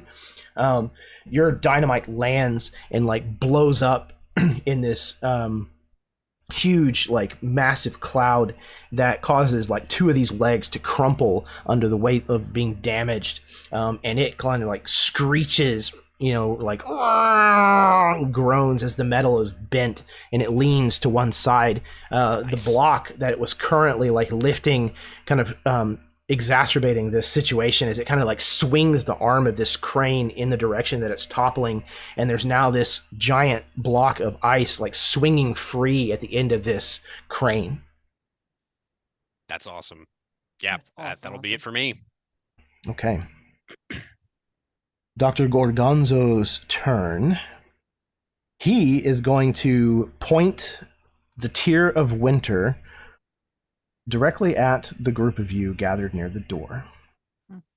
So I need each of you, please, to roll a tough check versus his weapons check. Ooh. I got a 4. I also got a 4.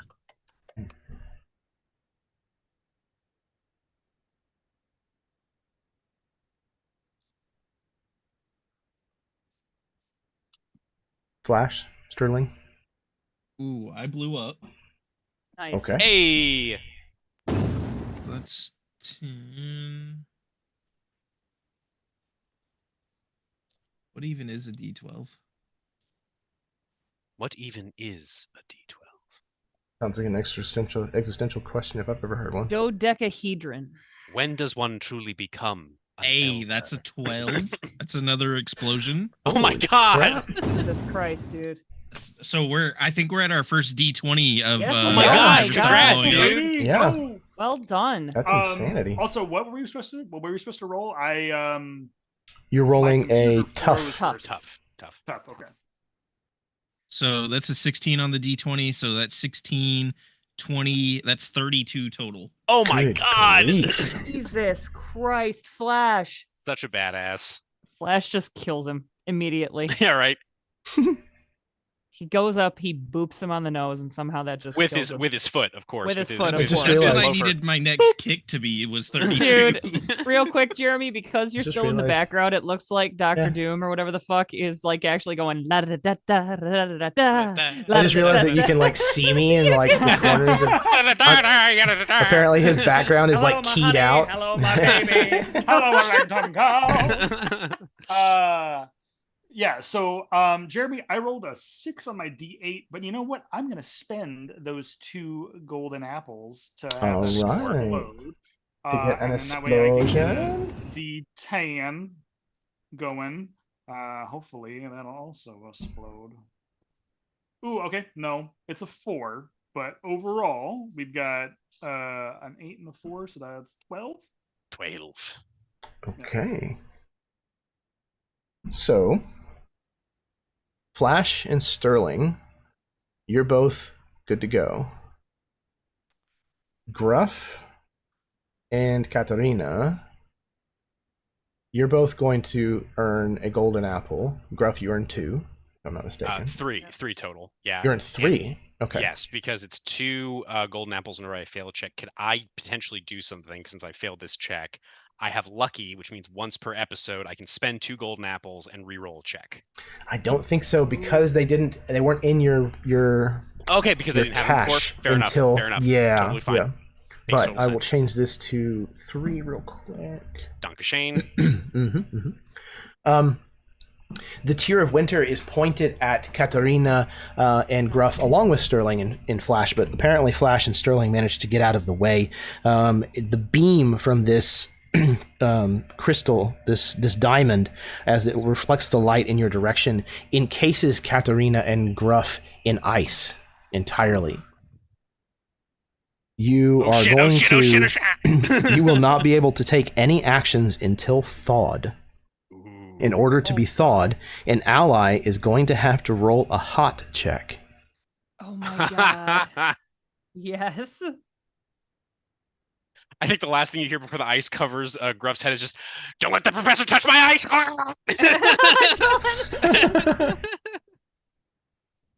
Okay. Awesome. So the 2 who have not gone this round are the 2 that were not frozen. So Sterling and Flash, in whatever order that you wish, proceed. I think in response to watching Kateryna and Gruff get frozen, there's like this like overly dramatic Kateryna no moment, and then I reach for He you, tur- and that's he- what I freeze. he turns back. He's like, "I'm about to raclette your cheesy ass. And like, I'm so glad that you said that, Chad. yep. Oh. Because there's an You're ability that I actually gave Dr. Gorgonzo Yep. called cheesing the system. Oh my god, you're Each- fucking Yeah, kidding baby. me. Each time a cheese joke or pun is made, he gains 1 health. Oh my god! God. I was just hitting the dialogue button. I didn't know that was what's. Jason, game- why didn't this- you tell me? This game cheats, man. This wasn't in the walkthrough. I Cheating didn't the know. system, my ass. I didn't know. That's some legendary ability So- bullshit. So in that case, yeah, he's gonna start off with like just throwing a haymaker to this homie right now. And Perfect. then I'll focus on unfreezing the friends after I get one good swing in retaliation. All right. So give me a brawl roll. Brawl, here we go. Brawl is a Versus his- that's not great. I got a 3. A 3. A 3 is not going to do it. You Nope. cross the room and you swing this haymaker at Dr. Gorgonzo. And as you do so, he puts up a hand and this block of ice like forms in front of his hand, almost perfectly circular and flat.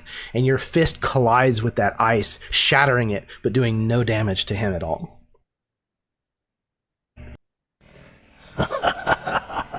You'll have to try harder than that, Sterling. I'm just getting started.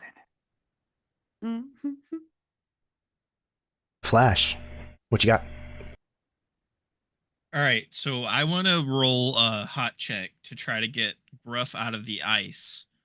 But Okay. if I could, I would like to request, after I roll, to know whether I passed or failed, because I have an idea for each section of what Flash is actually going to do as the attempt. Okay. So go ahead and roll your hot check. You probably don't have to tell me. That's a 1. Oof. Oh, glorious. So what does Flash's 1 on his hot check to try to thaw Gruff out look like? Flash just turns the bulge towards Gruff's ice block. God damn it. And just faces him head on, just trying to look as hot as he can to thaw this ice out. Yep, absolutely.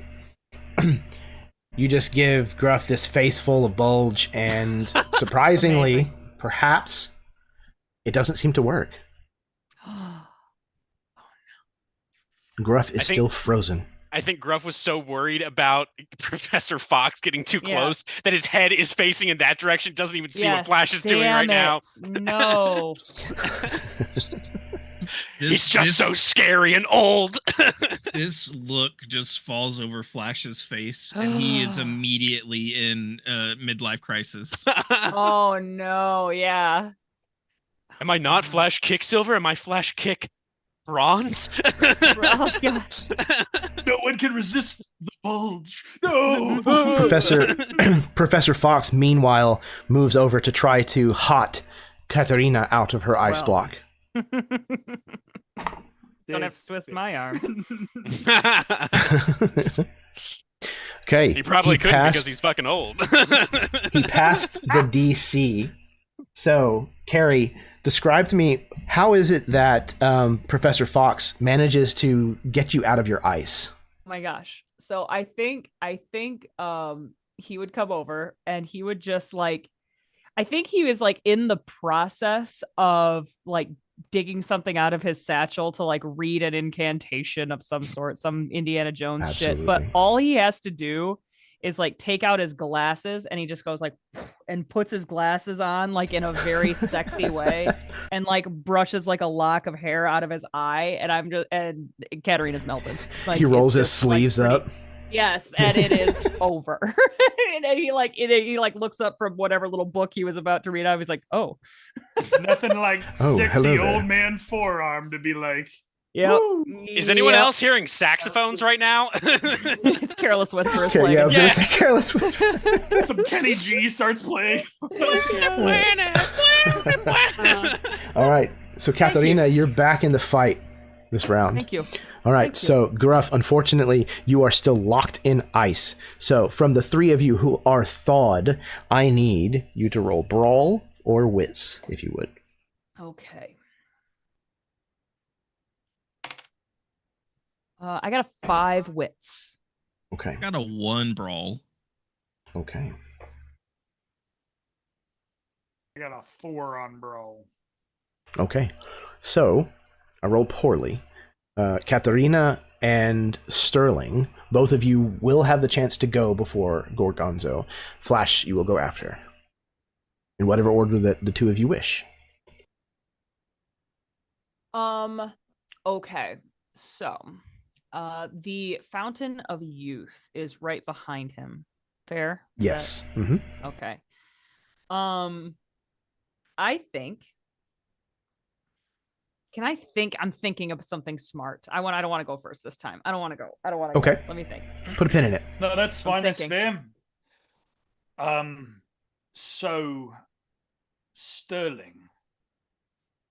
I think Sterling is so hell bent on his like revenge tour that he didn't even look and notice the Kateryna Fox situation Okay. going off on Mhm. the other side. So It's fine. he's It'll be in the still- replays. he still thinks that she's frozen for all intents and purposes, and he's just gonna be like, you know what, round 2, I'm better than you, like 23 skidoo, let's go. And then he's just gonna come up with an uppercut and try to like just full forearm elbow him in the face mask. Okay. And then I'll take the other arm and try to like suplex him, like one arm suplex him over my shoulder if I can. All right. Let's get a brawl. Roll. Versus his tough again. Oh dear. So funny because I've got other things that I'm better at. Brawl, maybe.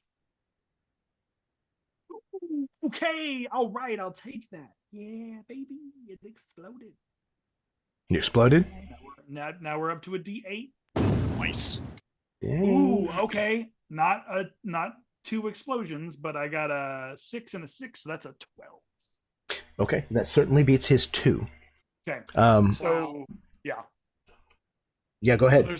there's this like Tekken-like sequence where like they're both on the precipice of it, and I imagine like the edge of this Fountain of Youth is like frozen, so he does like the whole Sub-Zero slide, cuts up with the elbow, cuts Yes. up with the elbow to hit the mask. As his head goes back, he grabs the head with his other forearm and then flips him up over his back and onto his back, like just full on like Tekken style suplex over his head. Absolutely. And then comes out on the other side of the slide on the other side, like facing the opposite direction. Right on top of like all the broken ice chunks from like the block that Kateryna had like smashed.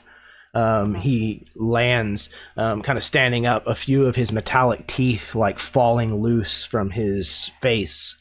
Yeah. And he kind of looks at you with hatred pouring from his mask. Did you say his machine was broken now? So it's still like operational. It's not like its legs are collapsed underneath it. So it is Okay. not doing its function. Okay. So because I succeeded, do I see any like power source to this machine? I would like to Absolutely. Okay. I would like to disable it permanently with my 3rd bullet. I would like to try to shoot it. Shoot Okay. the power source. Let's do it. Weapons check, if you would, please. Weapons check. Here I go. That is, you know what? I'm going to spend 2 golden apples. Wait a minute. I already did this once with a weapon, right? And I exploded? Or was that a different thing? I think it was last turn. Didn't you explode last Was turn? it? Yes. And so I get to bump up my... I'm sorry, I rolled the wrong die. You're good? My, Oh, I you're don't good. eat my apples. Sorry. You did How great. dare One you? memento. Oh my god! Hold on to So your on apples. what Going. should have been my Keep. original roll. Go. What should have been my original roll, I exploded on my D6. Hey. My D8. And that is a 7. So that is going to be Healthy. 13 on That's my healthy. pew check. Nice. Okay. That's a healthy 13 over here. Good job, good job, good job. All right. So you kind of move over in the room a bit, so you can get like a better point of view. And as this thing is like swinging this massive block of ice and is starting to like collapse to the side, it kind of like turns and exposes part of its base towards you, and you can see what looks like this kind of large battery that has like a vent on the side of it so that it can like expel its heat. And you kind of wait until this thing kind of turns that to face you directly, and then you squeeze off a shot. And what does that look like? So I think Kateryna does that thing from that one douchey movie with Angelina Jolie and like bends the bullet. She's Curves like the coming bullet. around very quickly and like What did does it? Oh, that's so good. and like you see the bullet like fly out and like take like a turn around like the last leg of this thing that is slow motion, like just getting out of the way, and just goes and like the camera follows the bullet all the way in where it hits and just explodes. Hell yeah. There's this internal kind of like series of like chain explosions from this thing, and all of a sudden this entire machine kind of like shudders violently and then drops to the ground with a massive like heave. And as it does so, the crane arm that had this block of ice swings violently across the entire rest of the room.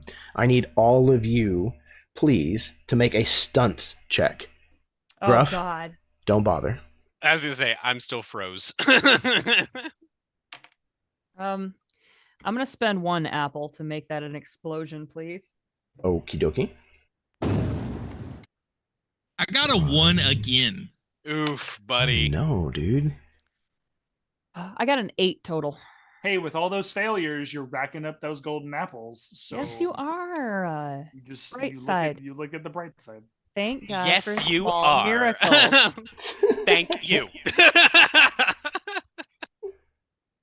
Silver lining. Okay. Did I get everybody's? Okay, What let's go around the horn just one more time. What'd you get, Sterling? what are we rolling? Sorry. I needed you to roll a Stunts. stunts. Stunts. Oh God, that's We'll start on the other That's side. what I misheard. Sorry. The other side of the horn. Flash, what you got? I got A a one? 1. Excellent. Brutal. All right, Kateryna, what was yours 8. again? An 8. Okay. Gruff? Never mind. Sorry, I asked. Sterling. Rude. I Rub some also got salt a in one. that wound. Okay. Nathan and I are. All right. Nathan's not alone. I also got a 1. Okay, so All we're right. good. Oh God. Am I? Maybe gonna be this the lone will be a survivor? TPK. No, I'm gonna fucking live. So you think. Says Cari on her couch. It's like, I don't know about you fuckers. I'm gonna live. It's a team game, Cari. Yeah. As this block swings We gotta work through together to live. the room, the first thing that it hits is the frozen Gruff, who Oh, no. shatters into 1,000 pieces, like the Terminator at Oh, the end of T2. And shit, it continues man. through the room and hits both Flash and Sterling, knocking them across the room and into the stone wall, where they collide violently and cease to exist. Oh no. Since After I a failed moment. that check, do I get 2 golden apples because I failed that check? Or You do we will, get- yes. Beautiful. Perfect. Sorry, continue. After a moment, we hear the telltale sound of, the players won't hear this, sadly, of 3 back-to-back-to-back respawns as your characters God. fall through the openings in the top of the temple to land 3-point hero style feet away from where they just died moments before. Mm. Sterling, Gruff, Flash, you have 1 life remaining. Oh boy. My God. All right. My God. Golden apples going to Sterling is supposed to have 2. Gruff is supposed to have 3. Yeah, because it's, I guess, and correct me if I'm wrong, it'd be 1 for the actual failure and then 2 for my ability. So I think it should be 3, unless it doesn't count because I died. Okay, so 6 for you. Hell yeah. Okay. Flash, you still have not had a turn this round. Oh, wait. No. Yeah, that was Gorgonzo's turn. Okay. All right. Flash, you're up. Wanker. I'm assuming that since Gruff respawned, he's no longer frozen. Correct. Yes, he is out of the ice. All right. Then I guess I'm gonna set my foot sights on Gorgonzo and start firing off kicks. Foot sights. All right. Both sides. It's got like an iron sight at the end of his boot. Yeah, right. That's a 16. Hey. 16. Nice. Versus his tough. I don't think that he's going to be able to. No. All right. So you connect with him. He did have 2 wounds on him already. So his last ability is called Who's the Boss? Oh, Jesus. You have 3 health. Each time a check succeeds in dealing damage, you lose 1 health. Which means, Flash, what does it look like as you kill Dr. Gorgonzo? Oh my god. Nice. Get him. Perfect. This is, you know what? It's not even a kick. This is the first time Flash just went through this crisis of not being able to unfreeze Gruff with the bulge. And then he actually died, and he's been down to 1 health. So Flash just, hands in pockets, saunters up to Gorgonzola, removes the sunglasses so he can look him in the eyes. Actually, his hands actually come out of his pockets to remove the sunglasses. Tosses them onto the ice next to him, or onto the ground next to us. Grabs Gorgonzola's skull by the back and just brings his face down to his knee. Oh and my just god. shatters. There's like a face Mortal plate, Kombat, head, or like, whatever's boom. there, just gone.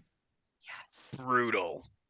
There's a sickening, Fatality. like, deep crunch as the impact happens, and you can hear Dr. Gorgonzo just... No.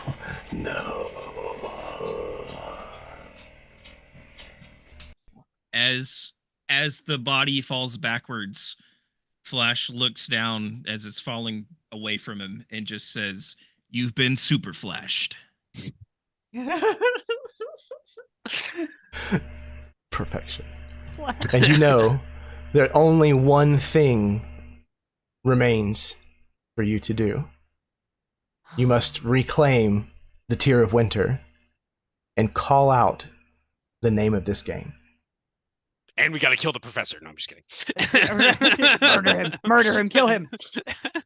I think I would go and I would grab the Tear of Winter, and I'd be like, all right. And I think Cari from the couch be like, well, it's been fun, boys. Yeah, this is awesome. Should we all like have our characters put their hands on the thing at the same time? Okay. I'm down. I don't know if this is how that works, but like if you think that'll work, I'm Cari, down. you may have to bring it down a little bit because Gruff is super short. Thank you. You're welcome. Flash's hands are already back in his pocket. He just sticks his foot up there. Yeah. There's like hand, foot. Sexy purple loafer. You had 2 seconds of a midlife crisis, and you're like, nah, dude. I'm back, baby. I'm back, baby. Right back on brand. And I think on 1, 2, 3, we all go Jumanji. Jumanji. And you are pulled back out of the game. The credits roll, and you have beat Jumanji the game. Oh, awesome. That was fun. Oh, yeah. Hell yeah. And we watched the credits, and we're like, yeah, that was awesome, guys. That was awesome. What are we going to play tomorrow? We should do this again. I kind of want to play again. I know that sounds like weird, but like, yeah.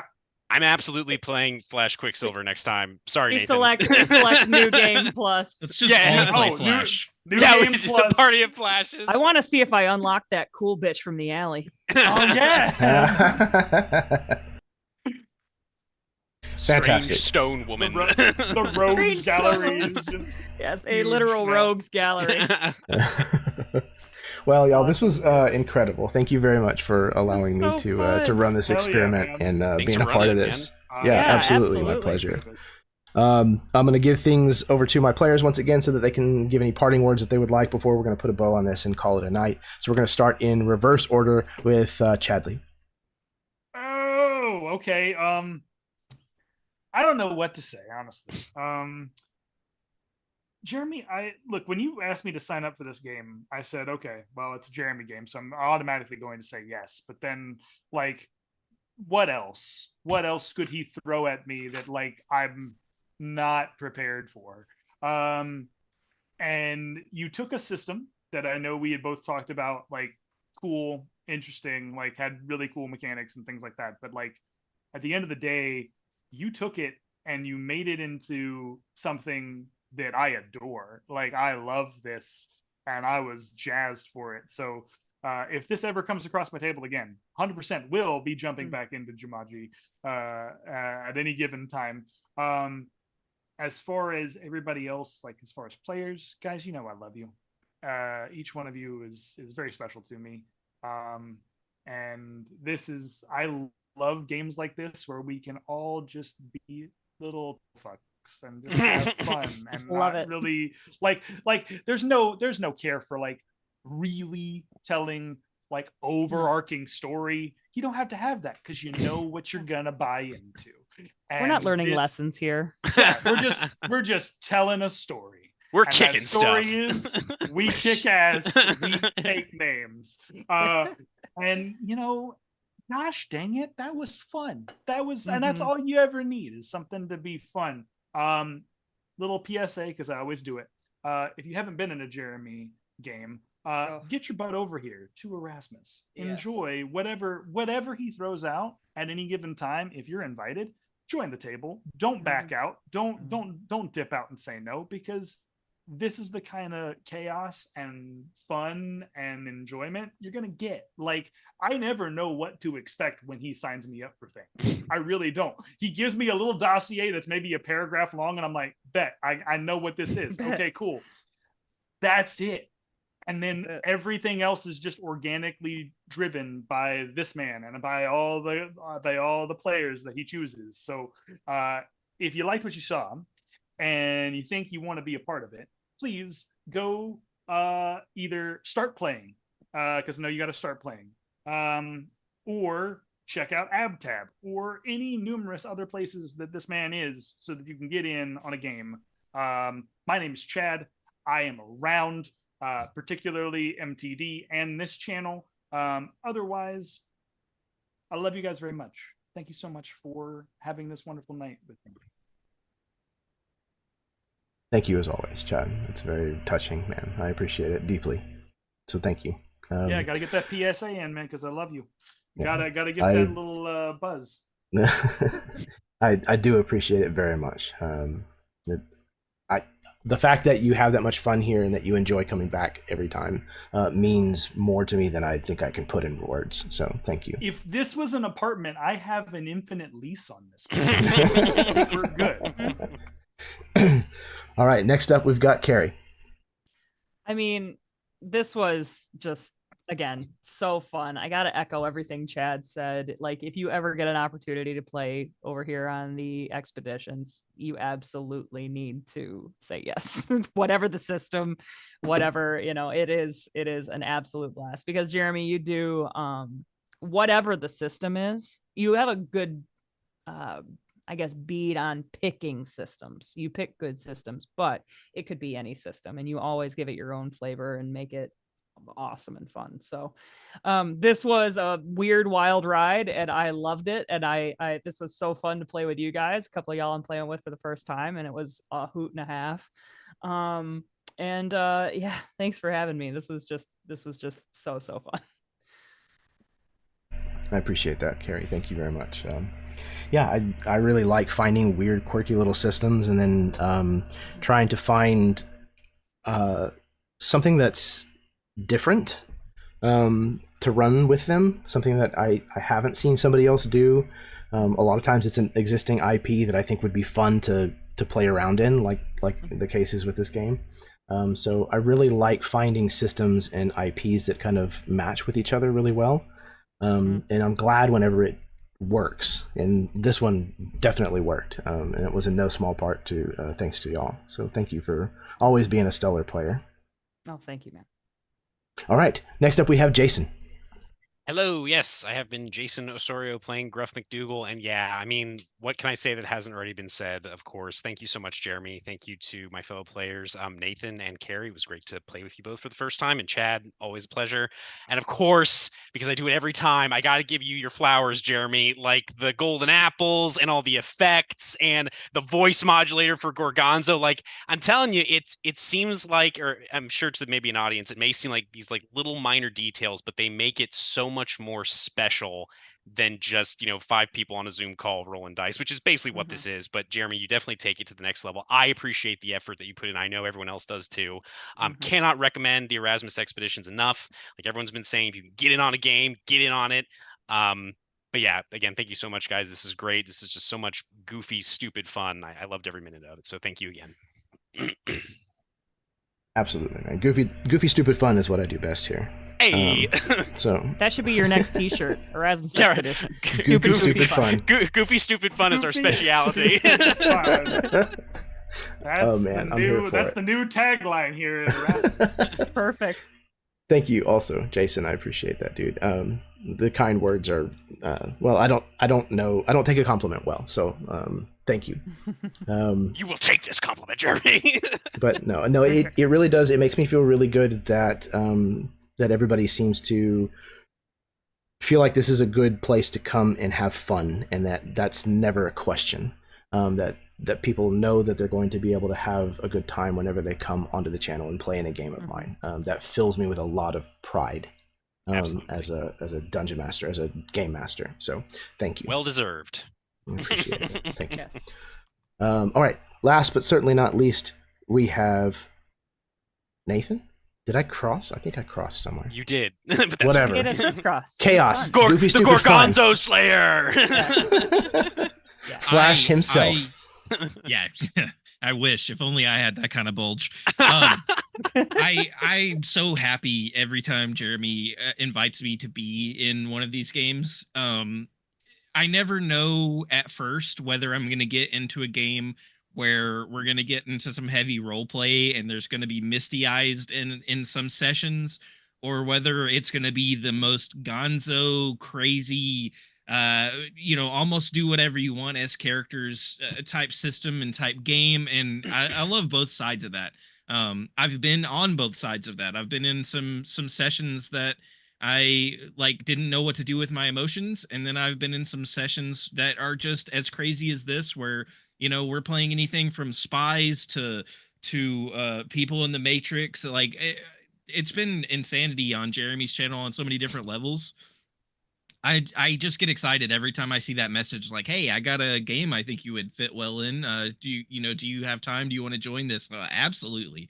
I'm not saying no if I can help it when I get an invite. And Jeremy does a great job running the games, but he also does a great job picking players. If I see Chad on the list, I know it's going to be great. It's going to be fantastic. I can't wait. Jason, I haven't played with you before, but it was like we have played before. It didn't feel like you were a stranger and there wasn't a bunch of weirdness.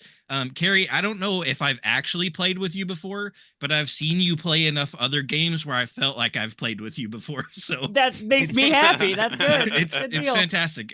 And I always leave any Jeremy session feeling better than when I came in. And it's because of Jeremy and because of you guys. And I think you guys are awesome. And I can't wait till I get to be on the channel next time. Yeah. So cool. And also, speaking of t-shirts. Hey, big old critties. Hey, there you go. Damn big critties. That's awesome, dude. Amazing. Yeah, man, thank you so much. It's very, very kind. I love y'all. I'm incredibly fortunate to have such a wide selection of good friends that I can call on whenever I get a weird idea like this, and I can get people to the table to actually make it to fruition.